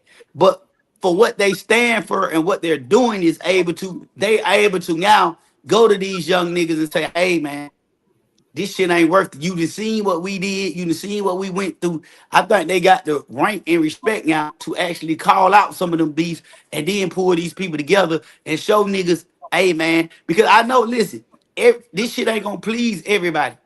You can't. You can't please everybody. Somebody got to be left holding the baggage from this shit. But you got to make a sacrifice to say this is for the greater good. We can still reach these kids and stop these young niggas before this beast spiral and niggas start dying. You see what I'm saying? Because once one nigga die, bro, one nigga die, it's up. You know what I'm saying? And y'all, everybody, you see what I'm saying? So if we can get there before that shit happens, if some niggas start rap beefing it, man, if we can make it to that point and catch niggas before they die, then man, we got a lot of power and we can quell a lot of that shit. And nigga, it's not lame to goddamn get on the song with this nigga. Even like I said, before bloodshed happens. Because once that bloodshed, then you know, like this shit can go on. A nigga can wait 10 years and go kill one of them niggas. Like, so hopefully, man, like the city can learn from this shit. And you know what I mean? Because Atlanta was never no city like that. We always been the player niggas. We always wanted to dress up, have fun, fuck bitches, get money, you know what I mean? So when they started this whole op shit and beef shit, drill shit, this shit kind of put Atlanta in a sunken place. So hopefully we can bring the fun back, get people to laughing and having fun and clubbing again. Because that's what Atlanta was known for. Niggas want to come down here and party and go out. Nigga ain't want to come out here and duck their motherfucking taco. Because nigga got ARPs and 100-round drums and shit. You know what I mean? So hopefully we can just get back to that. And man, if them niggas can make that shit work to where they can stop these young niggas from beef, because let's be honest, the young niggas ain't listening to no preacher. They ain't listening to the, you know what I'm saying? They listening to the rappers.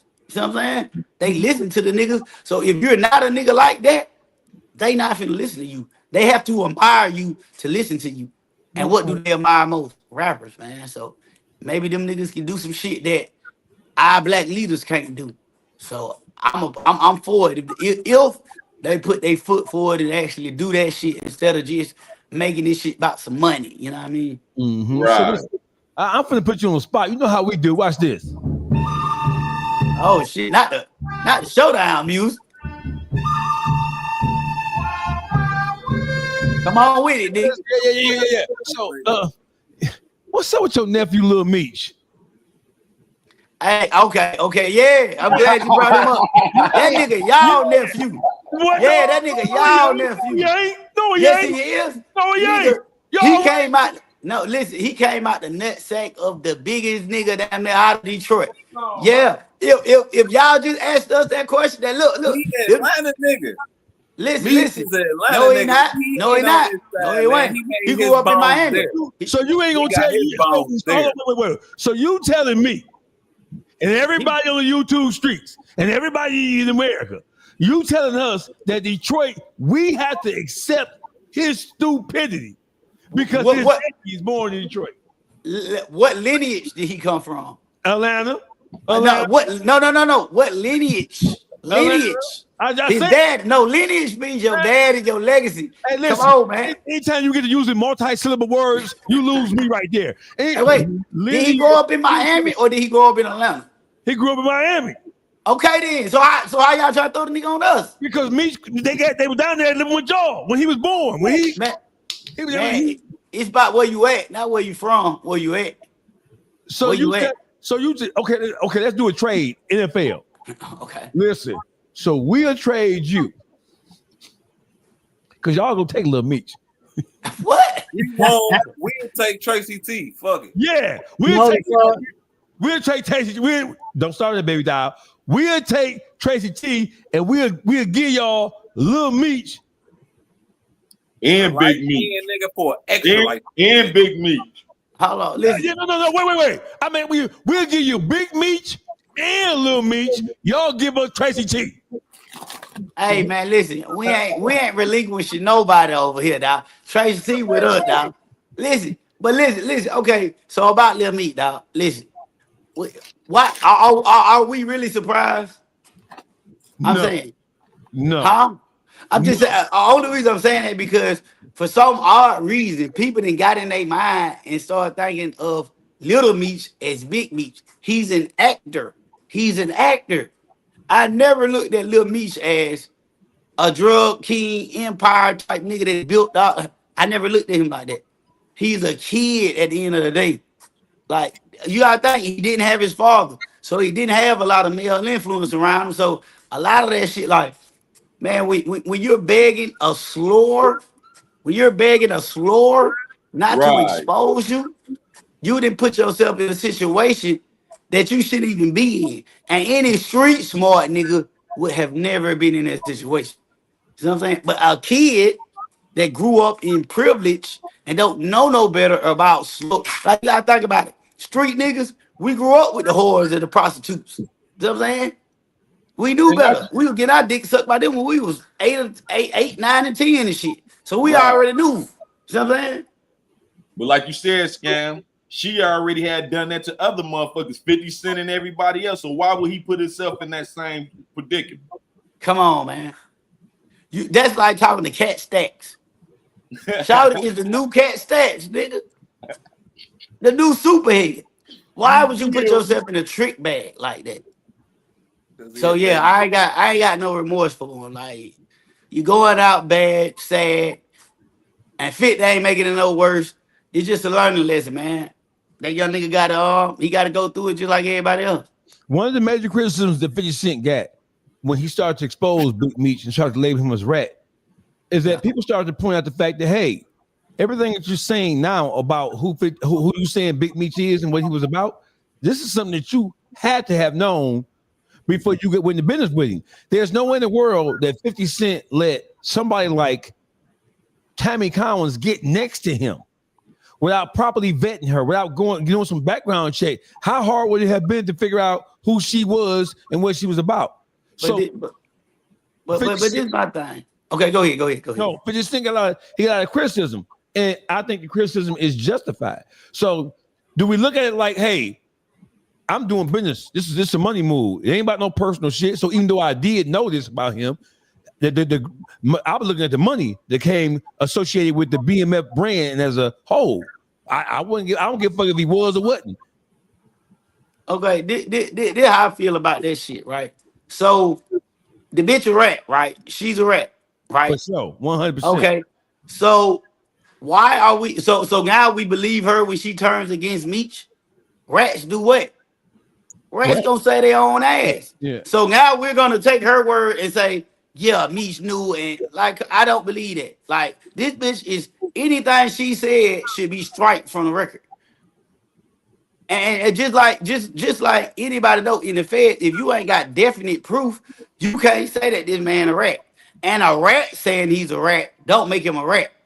Bitch, show proof. If you got to show us that he knew that you was gonna do what you were gonna do, and that hoe has yet to do that. See what I'm saying? Because if because you gotta think for her, it's beneficial to get him out. You know what I'm saying? It's beneficial if you already got his life rights. It's more beneficial for you to work your move to get him out so you can get the bag. See what I'm saying? So even if the man didn't have no knowledge of the shit and this bitch go do it and then throw it on a nigga like, come on, man. So that bitch got to, come on, bitch, you got to show us something. Show us that this man knew that you was about to go do that. Because you saying it, your word holds no weight. And we all know that 50 is a very vindictive character. So if he don't give a fuck if it's true or not. He gonna go with a narrative because he has the power to paint that narrative and say, fuck you. We know 50. We done seen, if you get into it with 50 Cent, your ass can hang it up. You got an enemy for life. That nigga's gonna beef with your ass till you die. And then he's still gonna say he's smoking on you. Come on, man. That man just said he was smoking on Herb Gotti, man. Come on, man. Yeah. So that's all I'm saying. Like, we can't uphold this bitch word as the truth. This hoe is the scum of the earth. And now she's mad because Meech didn't cut her off. So now she has motives to go say the shit that she's saying. So that's all I'm saying. Like, we got to be fair. If ain't no smut on that man's name and that man that went down there and stood up under all kind of scrutiny, walking in pins, and ain't nobody, I ain't heard about nobody running them up. Did he get ran up somewhere? Oh, he didn't get touched a few times. No, but I'm saying, did he get ran up? Like, nigga, you got to leave because you hot. No, he ain't get ran up. He get ran in the yard. No, okay, then. So that's all I'm saying. Like, if ain't no smut on that man's name, we damn sure can't take no rat word. We know what she is. Yeah, what we agree is that they said that they had the 50 supposed to come up with a documentary. Where that documentary at? So the whole thing is like I believe what I believe based on having the knowledge and information that I got from Cuffy's side of the equation. I believe what I believe, and I ain't gonna change my belief. And if you don't want me to believe it, nigga, you got the power to show us if Cuffy has the letters where he sent you. I've seen them where he sent me to say, "Hey, I'm at this motherfucker Frank's here," and this bitch say, "You know something." But okay, back to that, nigga. If I'm sitting in a federal penitentiary and you sending me some shit about a federal case, man, bruh, you want me tied in this shit? You want me roped up in this shit? What the fuck are you sending me some federal shit? I'm in the feds already. What? So what was supposed to be me response? He was supposed to write a letter back to you and say, "Hey man, I don't know what that bitch doing." Like that's what I'm like. What was his response? That what he was supposed to do? Yeah, hell yeah, what he supposed to do? If I'm your partner, and listen, if you my partner and you write me and you say, "Hey, dog face, I'm going through my hearing process, trying to come up under this shit here, fight this case they got on me, and they telling me the bitch that came from you is Bing Bing Bing, and she said you put us together and you try to do XYZ, and she's working on behalf of you." You have one of your people. I'm gonna have my lawyer. I'm gonna have my lawyer say, "Hey, not me. I don't know what the fuck she on. I'm not admitting to no crime. I'm not admitting to know about the elements of the case. But if you, my player partner, like a brother to me, and you done got money with me, and we have a history and time, right? You write me and say, "Hey, dog face, old girl say you orchestrate this whole thing." This is what I'm saying. A lot of niggas, okay, you can look at that because you saying what you would do in that situation. But I know a lot of niggas say once you get, "Hey, but I got this Fed case, come on. Hey, nigga, don't never call my phone again. But I got your folk, whatever they need, I got them. But don't ever call me again." Oh yeah, there's a lot of niggas like that. So that's what I'm saying. Hey, listen, I got player partners locked up right now. I'm gonna put your number on this. No, you ain't. Facts. No, you ain't. That's my point. Hey, my nigga OG Freeze. My nigga yeah. OG Freeze out there at the Fed joint, California. He say, "I'll put your number." No, you ain't. You better call that bitch, tell that bitch, tell that other bitch, and I'll send the money. You hear me? But that's what I'm saying.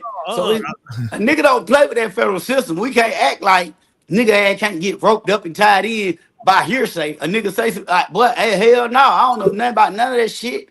And if I respond, that might put me in a situation. See what I'm saying? So I'm just saying, like, to me, it's on the burden of proof for this bitch to prove, because all that shit is hearsay. You know what I'm saying? All that is hearsay. Bitch, you say the nigga knew that he knew what you about to do. Prove it. Because just like them thug calls got out, then it should be calls with her and Meech. Why ain't them calls dropped? Why ain't them calls dropped? Because bitch, you working at this point. So your calls being recorded. So bitch, you should have it. Yeah, so what I will say about this is that 50 Cent said the documentary was coming.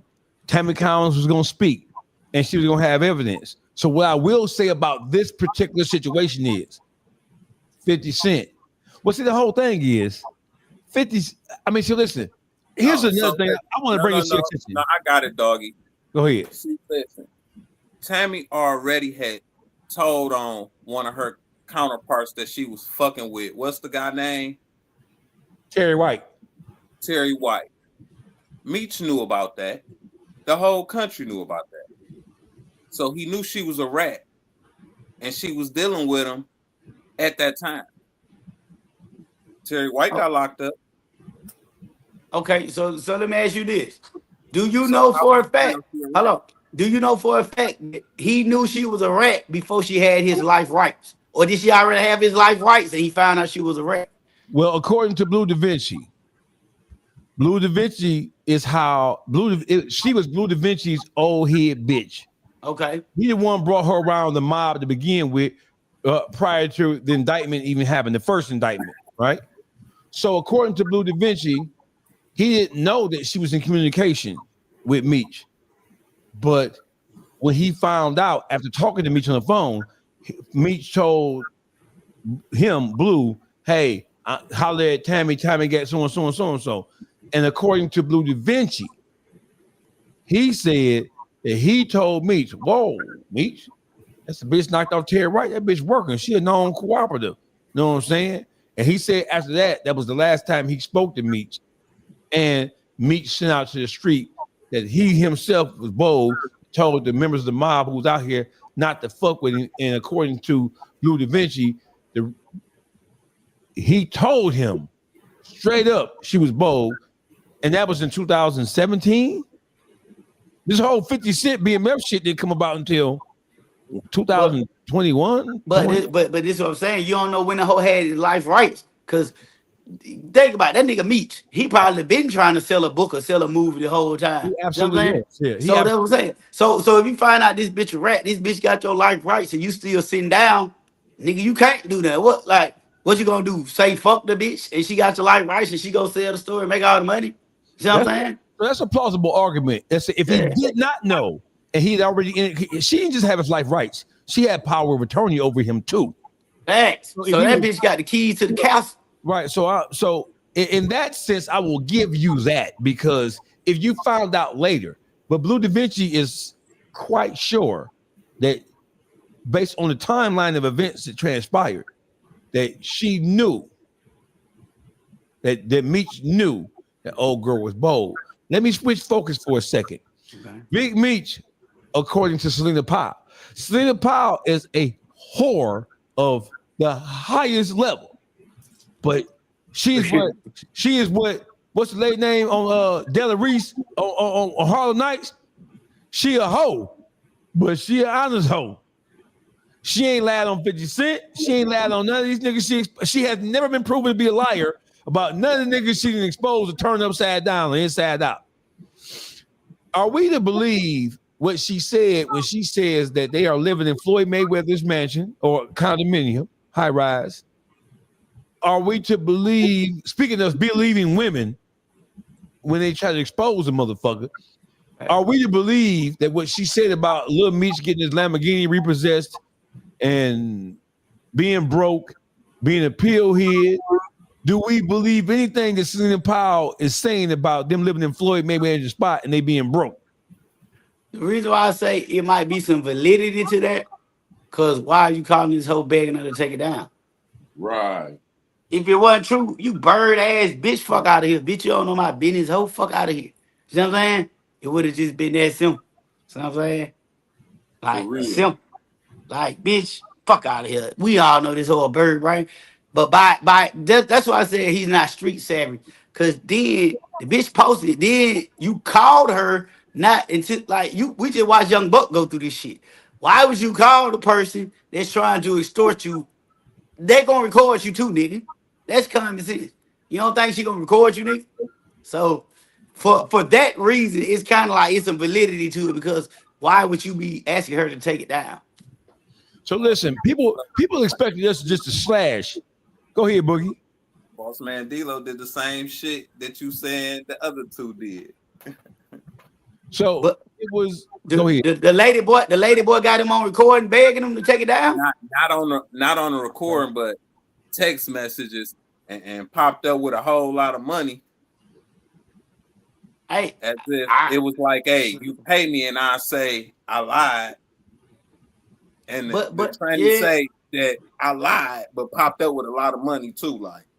But that punk also got OnlyFans, and that punk been getting a lot of money anyway. You know what I'm saying? So it wasn't nothing for he could have went in. I ain't excusing this shit from D-Lo because he never scraped that shit. But I'm just saying the punk also could that was bank money. That nigga only got that money out the bank. Like that was hundreds and $10,000 bands. So yeah, but nigga, I would have straightened that shit. Like I ain't gonna lie, it was some harm was supposed to come his way. You don't play with no man like that. A nigga on man time. So yeah, hey, really? Yeah. You know, baby doll, what's up with your nephew, Lil Meech, baby doll? He like Scam likely say he a child. You know, he's a kid. And that's what I had said this a while ago to my husband. Like, A lot of people expect to see him in a different light because he's doing his TV stuff. So of course they thinking he really his daddy and he not. I have been saying that. So Scam, like you really touched on a lot of stuff that I already was saying about Lil Meech. Like, especially when they called him in the airport and he told him to call his mama. You knew he was a baby then. Yeah. Shit, he said he was a kid. He's 20-something years old. I'm a kid. Yeah, he said I'm a minor. I'm a minor, right? I'm a minor. So what do we? So people expected the YouTube street because we've been very critical and harsh on Big Meech, and I'm gonna say for the record, fuck Big Meech and fuck BMF. I'm me, right? Fuck them all. Fuck everybody look like them, and I'm saying with the full force of my. I ain't gonna crazy. Fuck them. Fuck everybody look like them too, right? And I'm in Detroit right motherfucking now. I swear on my mama. My thing is, people expected us to go hard on Lil Meech because of the. Did you see the police car thingy back in the police car? Yeah. What was your when you saw that? What did you say to yourself? A real true civilian, a nigga that has no street knowledge, a nigga that's not baptized in this shit at all, a nigga with no experience with the police. Scared. He was scared. Like you can honestly see he was scared. He thinking they already found some shit they ain't found. And he asked them, did they find it? Oh my God. See what I'm saying? Like that's just green bean shit. And because he had never like he's not up the street. And then this is what people ain't talking about. The police is actively targeting this little kid. They know he not no street nigga. So why are they targeting him? Right. They saying like, yo, it's an investigation on Lil Meech. That's Lil Demetrius. Why? Because you know he not no street nigga. So why are y'all fucking with this little actor kid? Because you know he gonna have some drugs on him because he got a habit. See what I'm saying? But you know this nigga not no real street nigga. You know this nigga ain't got bricks like his dad. Huh? He threw the shit on his mans and then told on him. You ain't gotta be a street nigga to understand that the nigga threw something on his mans and then told on him.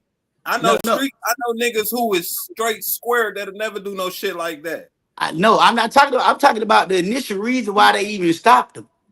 I'm talking about that. Yeah, I don't agree with that. I'm not saying he right for that. I'm saying I said it. With him. The police. Yeah, he's a civilian anyway. First off, me being a street nigga, why he not driving? Nigga, you not driving. If I got this shit on me, cause fuck nigga, if I want to run from these folks, I'm running, nigga. And y'all gonna be in this bitch scared to death. I'm gonna go through red lights, all kind of shit. But nigga, ain't no celebrity nigga driving me around, and I got guns on me and shit. Fuck no. So this is what I'm saying. For them to even initially fuck with him and stop him was based on they had an investigation going on Little Beach. That what the police said. See what I'm saying? What he did, no, nigga. And that's another thing I hate that people keep trying to make it seem like only street niggas shouldn't like rats. Nigga, nobody like rats. If a police rat on another police, he can't work with them no more, nigga. He's gonna get exercise. Like, no, get him the fuck out of here. If you had a job, if I'm at McDonald's and I take an extra 15 minutes and a nigga go in there and tell me, hey man, that nigga took a 45. He's a fucking rat. I don't want to work with this nigga. So we got to kill that whole narrative that is rats and like only nigga. Nobody want to work for the rat, nigga. If the white powerful men when they go out and get the fucking little boys and all kind of people on them business trips, and one of them niggas come back and tell everybody wife, nigga, he's a rat. They not gonna fuck with him. So that's my thing. We got to stop acting like rats is just a street problem. Let me ask you a question. Let me ask you a question. So this is a straightforward question. Okay. I consider you my player partner. Right. Up top with the shit, right? Okay, yeah. So let's just say you and me, we get into we fall out. Fuck you, Sam. Fuck you, dog. You asshole. Fuck yeah. Waterhead, motherfucker. Alabama, hot water cornbread eating ass nigga, you. Hold on, huh? Okay, I love hot water cornbread. Juice get started. Juice get motherfucker. So let's just say me, I know you know me. Let's just say, so I say, you know what? I got something for you. I know about you. I know that you was fucking a bitch Sally Sue over here. And I'm gonna tell your wife, Miss Belinda, that you was fucking Sally Sue. That's my way to get at you by telling your wife Belinda that you was over there fucking Miss Sally over there around the corner down yonder. Is that beef? Is that an appropriate way to beef, or is that some pussy shit? Man, a nigga might well do that shit them hoes be doing. If a nigga do some shit like that, a nigga might well do this, man. You are a disgruntled whore. You a disgruntled hoe. That's some shit women do. Oh, that bitch, I ain't that bitch free. I'm finna tell that bitch husband. Like, you know what I mean? Men shouldn't operate like that. If I fall out with you, my nigga, wish you the best. But nigga, hey man, me and this nigga I seen eye to eye. So anytime a nigga display those kind of manuals, nigga, that's the whole you. You probably came from a single mother household or some shit. Cause that ain't no man shit. If I fall out with a nigga, that's just where it at. I ain't even finna go online and make subliminal posts about no nigga. I ain't even do that shit. I think that's female tendency shit. I don't think no man should be behaving in that way. That's And rat, being that's rat behavior. That's for sure. right. You know what I'm saying? Like, we supposed to hold ourselves to standards because we men and we carried ourselves a certain way, whether we playing the game of the streets or not. We still stand on certain principles. You get what I'm saying? Like, nigga, I'm not about to tell your baby mama, your wife, one of your hoes, your business, nigga. That's like Hey, telling the police what's going on. That's still the same thing to me. Like, we not doing that. that's a It's character just flaw. certain ways that real players and niggas really move. And it's only 1% of niggas who gonna keep it solid like that. The other 99%, they You playing the you game you raw. you know what I think it is? Go ahead. You know what I think it is? I think like I a lot of people scream this real nigga shit. I'm a real nigga. I'm real. But a real person is so 1%. It's not even 1%. I think that shit like 0.3% of some shit because it's no reward for being real. Niggas gotta know that. Like, it's no reward for being real. All the real niggas is in the feds, took their time, didn't tell on niggas. Niggas folded on them. Niggas fucked their baby mama. Niggas took the money they had stashed and ran out with it. And nigga, you get your reward on the back end. You don't get it on the front end with the rest of these niggas. And I don't think most niggas can stomach that and handle that truth. So niggas rather fold and be hoes than really stand on them principles and get rewarded later, because a lot of times niggas don't believe the reward even coming at all. So that's why these niggas fold. And So when you're a real man, I tell people, like, because a old head told me, and I say, damn, as I'm growing, he said it hurt being a man. When you're a real man, it hurt being a man. That shit ain't, but you stay solid. You keep your armor tight and you push forward. But it's always gonna Persevere. hurt being a black man. hey, So Scam, why is Finesse 2 Times having so many problems everywhere he go? Man, I think, boy, listen, I think it's a combination of things, man. I'm telling you, bro, listen, man. The more you're vocal, bro, damn near the more it gives people more opportunity to hate you. Cause think about all the people that been assassinated. What they been assassinated for? Words, for talking the truth. So I think the more you become vocal, the more likely it is people hate you and want to see you fucked up. Cause I believe like you ever heard of swatting? Like how motherfuckers you call the police on you and shit. I think that's what they doing to goddamn Finesse, man. Like that man can't catch a break. His mama, everybody like, come on, man, sisters, brothers, like that shit crazy. Do you That think shit crazy, bro. you think it's the way the moves he making, the decisions he choosing to do?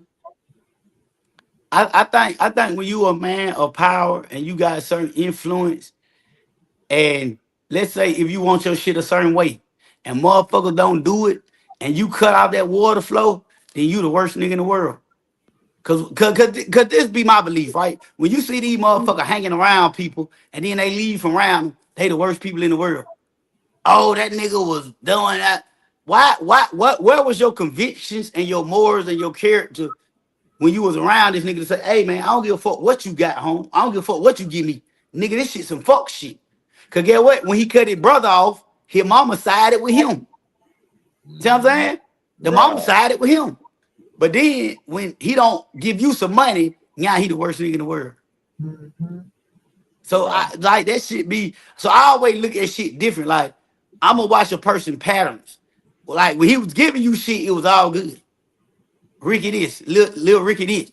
But when he cut out that water on y'all ass, now he the worst nigga in the world. He part of the Illuminati. He come on, my nigga. He ain't done nothing for nobody. Right, you I right. just don't agree with that That's shit. a good way to look at it. You feel me?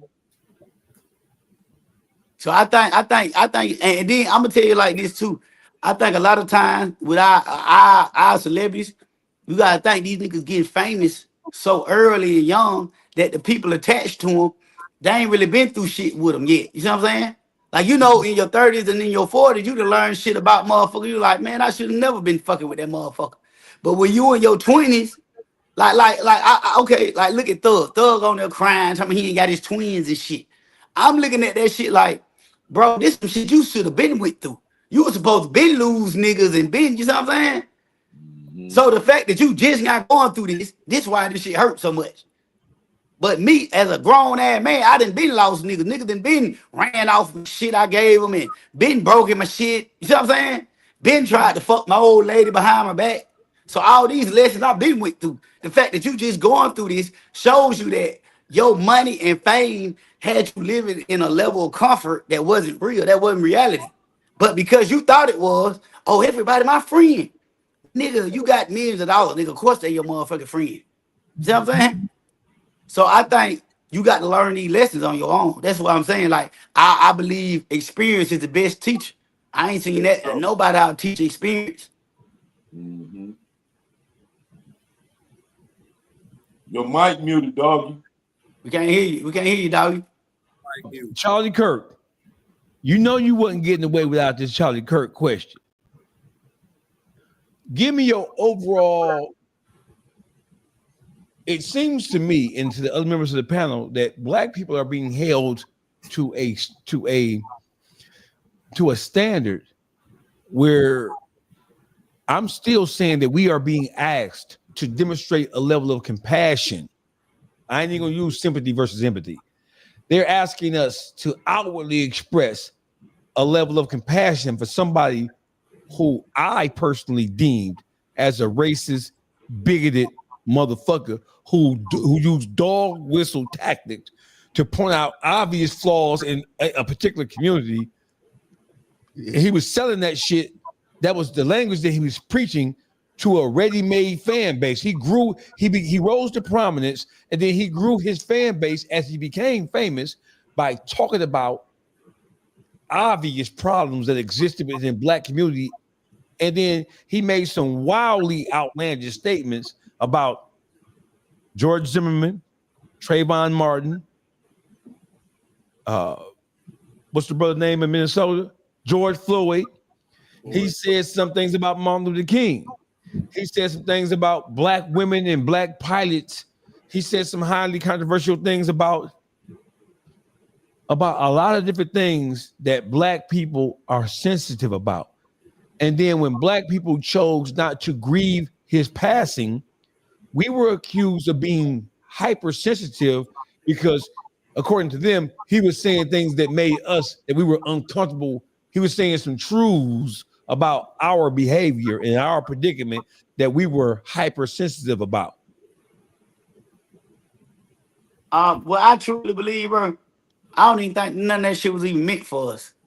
What he was doing was he was griffing to the white evangelist male, which are the most predominantly violent males on the planet. So his base was, he was trying to rear them in. I don't even believe he believed half of the shit that he was saying. Because if this nigga was so smart and so logical, he knew he was spewing misinformation. You know what I'm saying? So I believe that nigga knew what he was doing. It was a concerted effort. You know what I'm saying? He knew what he was doing, bro. So I don't believe he even believed the shit he was saying. his reasoning for doing it was to grow a large fan base, and he knew that his base was uneducated. You know what I'm saying? Conservative whites. So it don't matter. They want to be victimized and want to be the victims of some. See what I'm saying? Because throughout history has showed who has been the antagonizer of the world. Let's talk about world history. Who are the only people that actually use a nuclear bomb on other people? It wasn't black people. You know what I'm saying? So the classifications of murder, let's talk about that. If they write the law, the government deems what's murder, right? So if they go over there to the Middle East and kill 1 million people, are they gonna say that's murder? Are they gonna add those analytics into their data? Fuck no. See what I'm saying? So I think what he was doing was he was building a fan base at all. So we live in a time where now it's about saying the most uncomfortable shit for cringe purposes to gain an audience. And that's what I think he was doing. But I do think the universe shows you that it is consequences for the shit that come out your mouth. Mhm. I do believe that. I don't think that the manner in which he died in was was by accident. And also, you got to think he had just turned down some money from the mother folks. So all of this shit, you know what I mean? A lot of this shit ain't even making sense, man. They want you to believe some little white kid shot him on the roof, jumped off the roof, ran, put the gun and back together, and hid it in the woods. Nah, hey man, like I'm telling black people, that shit ain't none of our business. And hey man, you see what's going on? They told a whole nother story, but we definitely gonna get into that. Come on, man. Scam Likely in the building, man. Tell us what you got going on, bro. What can we expect from you? Where can we see you? Where can we find you? Where can we experience the whole movement? Hey man, I'm just living life, man. You know, I'm still on IG, man. Took a good little hiatus for a good reason, man. You know what I mean? I'm managing this super dope content creator by the name of Spake God the Thug, man. So yeah, man, you know, I'm just, hey man, I'm taking the back seat. I'm trying to get bro up through there. So everybody go zap in with my boy Spake God the Thug, man. Tuned into the best YouTube streaks. Scam Likely is in the building, man. To take us out, where can we find your content at? Hey man, you can look up the boy GSQ Health at JUSTQUEH3FF on all social media platforms. Look up my AI artist, Space God the Thug, Space God the Thug on all platforms. You know what I mean? Hey man, big this year. We going global. I got you, man. I appreciate your time, bro. Salute. Already, brother. Salute. Appreciate you. You know what it is? Your man Dogface Calderon, Public Figure Boogie TV, Baby Thou So Raw, and Uncle Juice.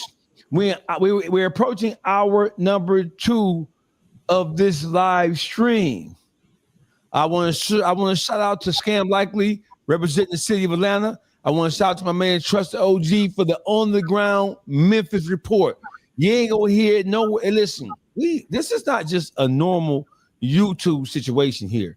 We tapping in with people in real time, in real places, who are operating in real spaces around the goddamn globe. YouTube street setting the tone. Y'all know what it is. Hey, listen. Are we done with Real Meech? Because I know people expected us to really tear into his ass, right? I know people did. Baby Doll laughing, right? But I think, to tell you the truth, I think that we would be better served with trying to, because Lil Meech is not a street nigga by no stretch of the imagination. So for us just to, I mean, we're going to point out the level of stupidity associated with his behavior and actions. And we're not going to excuse him for anything. I'm not going to excuse him because Lil Meech know full well what he's doing. He want to be a thug. He craving that attention. He want to be known as the son, like he said when he got caught in the airport. On my day, like Pablo Escobar. Hey, what he said? What he say? Oh, Joe, what he say? What? He said Yeah, he said his dad is like Pablo Escobar. El Chapo. That's what he said. El Chapo. So El my thing is, you have a young man, because he's not a boy, he's not a child. So, baby doll, at what point do we hold Lil Meech's feet to the fire like we would hold anybody else's feet to the fire? Or do we say, hey, listen, man, it's hard shoes for him to fill trying to be like his daddy, so therefore let's not criticize him for nothing that he does? How we handling Lil Meech? I would say let's leave Lil Meech, leave him alone. Because I mean, at the end of the day, it's really pointless of trying to hold him, because then everybody, they don't care. They people don't care about Lil Meech. They worry about his daddy. You know what I'm saying? But Lil Meech, it's hard to really to say, because he don't only act like, I think he's slow. Like, I'm sorry, that's just my thing about it. I don't think he's really I don't even think he's in tune with reality for real. Lil Meech is a little off to me. I'm sorry, because even though he's not a street person, he still put himself in predicaments to have to become a street person and keep testing his street nigga credibility, and he don't have none. He's a L7. He's a square. He's a L7. I think we should just leave Meech alone. Boogie? He making his pops look a little worse than he is, because every time he do some bullshit, he go stand next to his pops and put up a bullshit caption. Like, his pops is condoning the bullshit. Look, whether you a street nigga or not, it's just things you know not to do and not to involve yourself in, which he's a baby dope fiend. So he's going to be involved in a whole lot of things, because that's just what dope fiends is into. He fried his brain cell in the blender. So, baby doll, you blaming his stupidity on drug usage and not just poor. No, I blame his stupidity on like what's the guy name? The guy that just got off of here. He Scam Likely. Scam Likely. That he didn't have no father figure. What type of man figure he had around him for real? You could tell he was either raised by his mom and his grandma, or just a grandma. And Lil Meech, he might as well just go gay, for real. Like, Lil Meech don't even know how to be whoa. He don't know how to be a real boy or a real man. He don't know how to be over there. Hey, Boogie, did you hear what she said? Hold on, Boogie. Hold on. Hey, god damn. He don't even know how to be a man. He don't know how to be a man. He don't know how to be a Whoa. You went way there? So you saying Lil Meech might be like Lance Twiggs, and Tyler Robinson in Utah? Lil Meech is soft as fuck. He's soft as a baby ass. He's soft. Hey, listen, Boogie, don't move. Go back to that face. One eyebrow up, one eyebrow down. Hey, Boogie. Bro, Lil Meech, he get hold by you got hold by a hoe. By a hoe. Yeah, you got hold by a hoe. You got punked by her. You get everything that we see, he's getting punked. He might as well just be a princess. One thing she an honest hoe.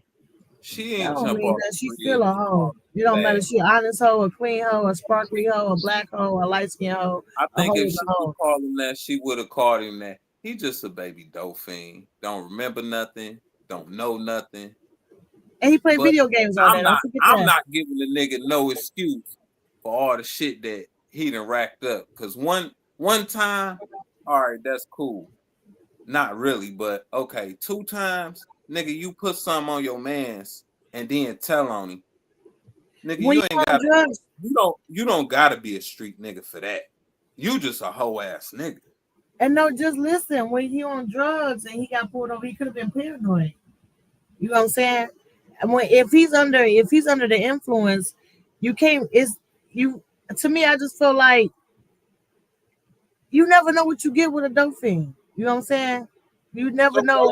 Are you saying that his drug usage is what got him when the police came to the back of that goddamn car, and the police said, well, we found the 2 guns, and that ain't against the law, though. That ain't nothing. Like, no, I ain't talking about that. I'm talking about the other shit. And the police like, what you mean? I just told you we found the 2 guns, and that's not illegal. That's nothing. That ain't what I'm talking about. I'm talking about the other shit. Go back. That has something to do with, he didn't look high to me. He looked totally fucking sober to me. So you think he did all this sober, Dogface? Did he look high to you? Can we pull the video up? Yeah, pull the video up. Okay, yeah, let's do this. Let's do it like this. It's always more than one way to skin a cat. Yeah, it's always more than one way to skin a cat. Out of all this fucking acting he doing, he should have picked up a real skill. You hear me?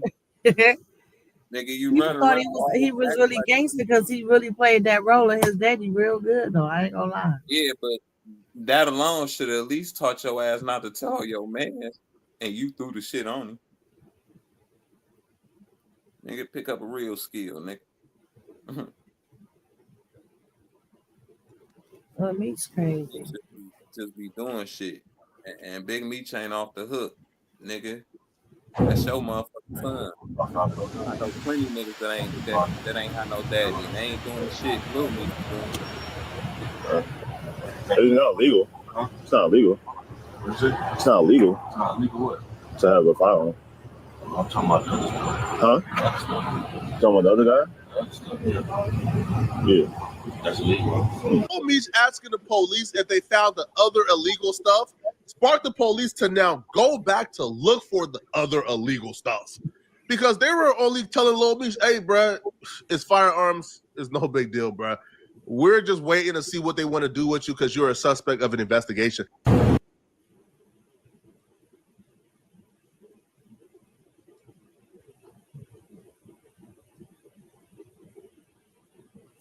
I ain't hear you. Did you hear that? Yeah. You needed a church. They had captions and everything for you because you can't hear. You can read it. Oh, Meech. I know you went to DPS and you from Brightmo. So maybe if you can't hear the closed caption, hold on. If you couldn't hear it, well, let's try this again. What y'all found it on? What y'all found it?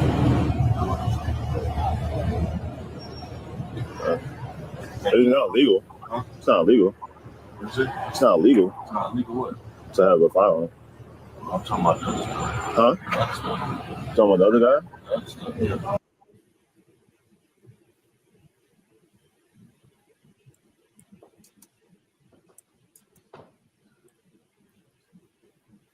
Juice? Sure, you know what I say, you know what I'm saying? He stone cold ratted. You know what I'm saying? He knew what he was doing. It ain't that he deliberately did that.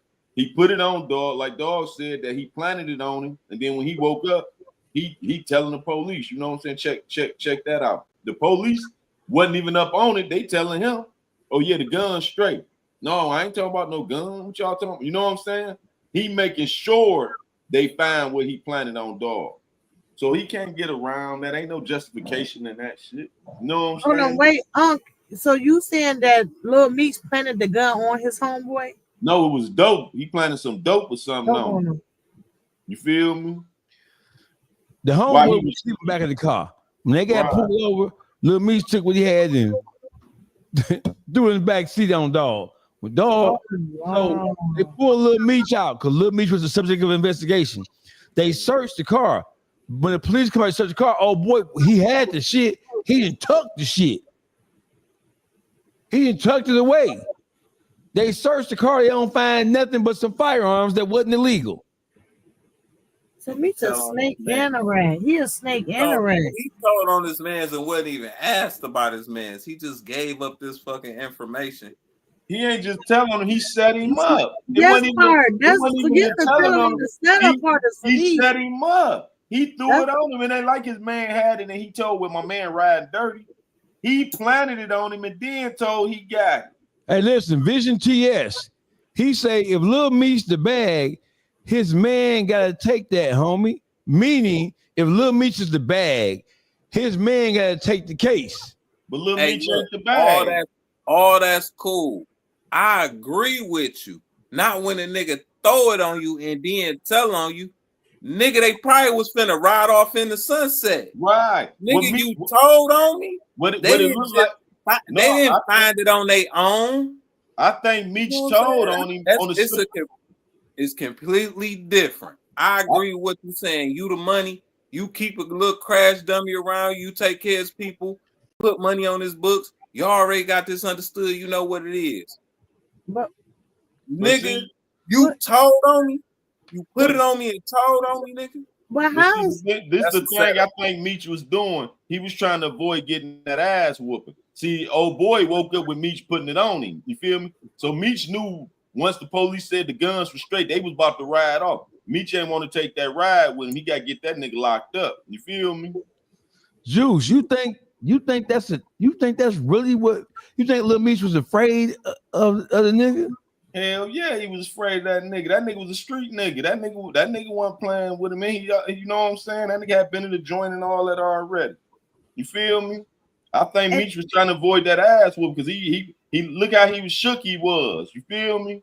The police about to let y'all go. What you shook for? They telling you it's straight. You So feel that's me? the issue. That's the issue. The issue is it is not like the police are threatening you. It's not like the police is even questioning you in an aggressive manner.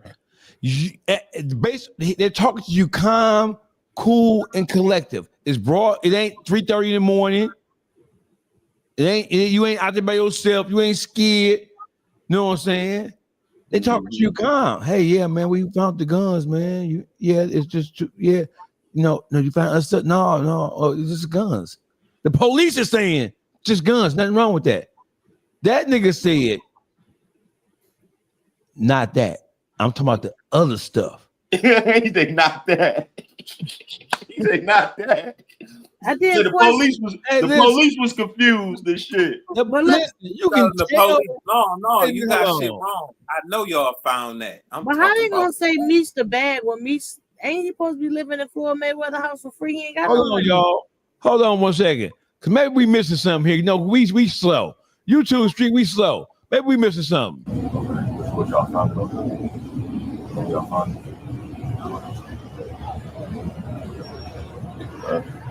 It's not legal. Huh? It's not legal. What is it? It's not legal. It's not legal what? To have a firearm. I'm talking about the other stuff. Huh? Talking about the other guy? Yeah. That's illegal.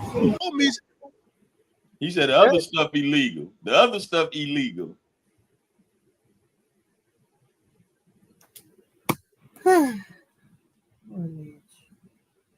Little Screech.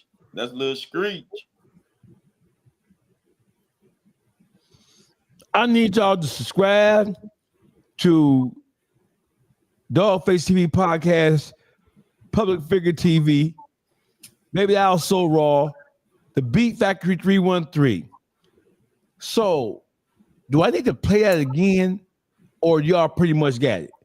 We got it. Baby Al. Does it sound like the police was bearing down on him in an aggressive manner, tone, anything? Was the police grabbing him, beating him, anything? The police was confused about what he was talking about. Look like to me. Yeah, and he volunteered information, and I'm kind of swinging on Unc's side with this one, far as he didn't want to get his ass beat. Because what would be your reason to do that? Especially when the police is not even on that. That's deep. That's real deep to me. Like, for you to just do that, what is your reasoning for that? You a snake and a rat, though. You a snake for real. My Elliott Boy Bam said, Lil Meech gotta have some money to be the bag. LOL. Meech fucked up right now. That's what I said. If he live in Floyd Mayweather house, how he the bag? You know what I'm saying? How's he the bag? He ain't got no. Listen, my question is this: Why does it seem like in Black America we having such a hard time with understanding what is snitching and what ain't snitching? What the fuck going on? No, they use selective politics because it's what's beneficial to them. You feel me? if they think they could benefit from that motherfucker right now down the line or anything, then they go look the other way, like Boosie did with QCP. You feel me? He said he might want to work with Lil Baby. He trying to get on that Lil Baby tour, so he didn't want to say if QCP was a rat or not. You feel me? Okay, so breaking news: BG from Cash Money fame, Mr. Yan himself, he weighed in. He was on Instagram Live, and obviously somebody asked him a question about Young Thug and Young Thug's interrogation video. Let's hear what Jizzle had to say. I'm gonna let it play 2 or 3 times for dramatic effect. I rock with Thug and basically them statements he made, but I'm gonna keep my comments to myself, man. You hear me? It's a different world we living in, man. You hear me? Man, you know the old rules don't apply, man. You hear me? I rock with Thug and basically them statements he made, but I'm gonna keep my comments to myself, man. You hear me? It's a different world we living in, man. You hear me? Man, you know the old rules don't apply, man. You hear me? I rock with Thug and basically them statements he made, but I'm gonna keep my comments to myself, man. You hear me? You heard me? In case of work come his way. I think that's why. No, him saying that let you know. he said that let you know. Keep my comments. That mean if you ain't got nothing nice to say, don't say nothing. So that's what he took the stance on. It wasn't nothing. He wasn't gonna say nothing nice about it. I don't think he ain't. I don't think Jizzle weird about working with Thug. You feel me? He ain't gonna tie himself with that. You feel me? Not the Jizzle I know. You feel me? Baby doll. I really to say you're not gonna speak on something you shouldn't even spoke on it. I hate for somebody to say I'm not gonna speak on it, but you spoke on it. Your gestures that you're making is saying everything. So BG, who to say he was sober on that video? Here we go again. You ain't. Why is everybody high? Nice. Why is everybody? What? He's even though he be high, he recognized the rat and what you should and shouldn't be doing according to the street code. Even if he high, he still recognized that. Everybody high, baby doll. I mean, it's not legendly with BG. He be high as hell. He be high as hell. He be high as hell. But I mean, I didn't understand the point of that video. He really He was obviously on Instagram Live, right? Somebody dropped the question. Should he have ignored the question? Yes. Like, because they ignore shit all the time. Yeah. So he had just ignored that. Yep. To say I'm not speaking on it, you basically say how you felt about it. You just say how you felt about it by saying, I ain't gonna speak on it. Your gesture that you did just shows how you feel about it. So, because if it was anything positive, 20 miles an hour, you caught that one. Comments going past his screen at 20 miles an hour. He caught that. Because he really want to speak on it. He really wants to speak on it so bad. He want to speak on it so bad. He might as well. He got new teeth and everything. He might as well. He gonna. Why you gotta go there with the teeth, baby doll? I didn't even recognize that was BG because his teeth so new. I did not recognize that man for a minute. Why you gotta go with your whole teeth thing, though? I mean, congratulate him on his teeth. His teeth look nice. He look good, but a dope feed with new teeth, you might see him next week without them. You might pop them out and flip them for. Hey, Boogie, you need to really get your sister, bro. You hear me? Because she getting progressively worse and worse, like a psych patient. You hear me? She's saying shit I would say. No wonder. I'm saying, how you gonna do Nah, two I'm for not the dope surprised. thing? Like, I'm not surprised. I'm not surprised at all now. I'm not surprised. Why I set myself up for that dumbass shit, didn't I? I'm telling you, he didn't look the same. I swear I did not recognize that was BG. All day I didn't recognize it. Okay. So people kept saying BG. I'm like, that's, and I had to look closer. He got new teeth. That's why he looked different. But yeah, BG is not credible in my book. Hey Boogie. He cool. Hey Boogie. Huh? Your man Pooh Shiesty, he's in the federal halfway house right now. He on his way back home.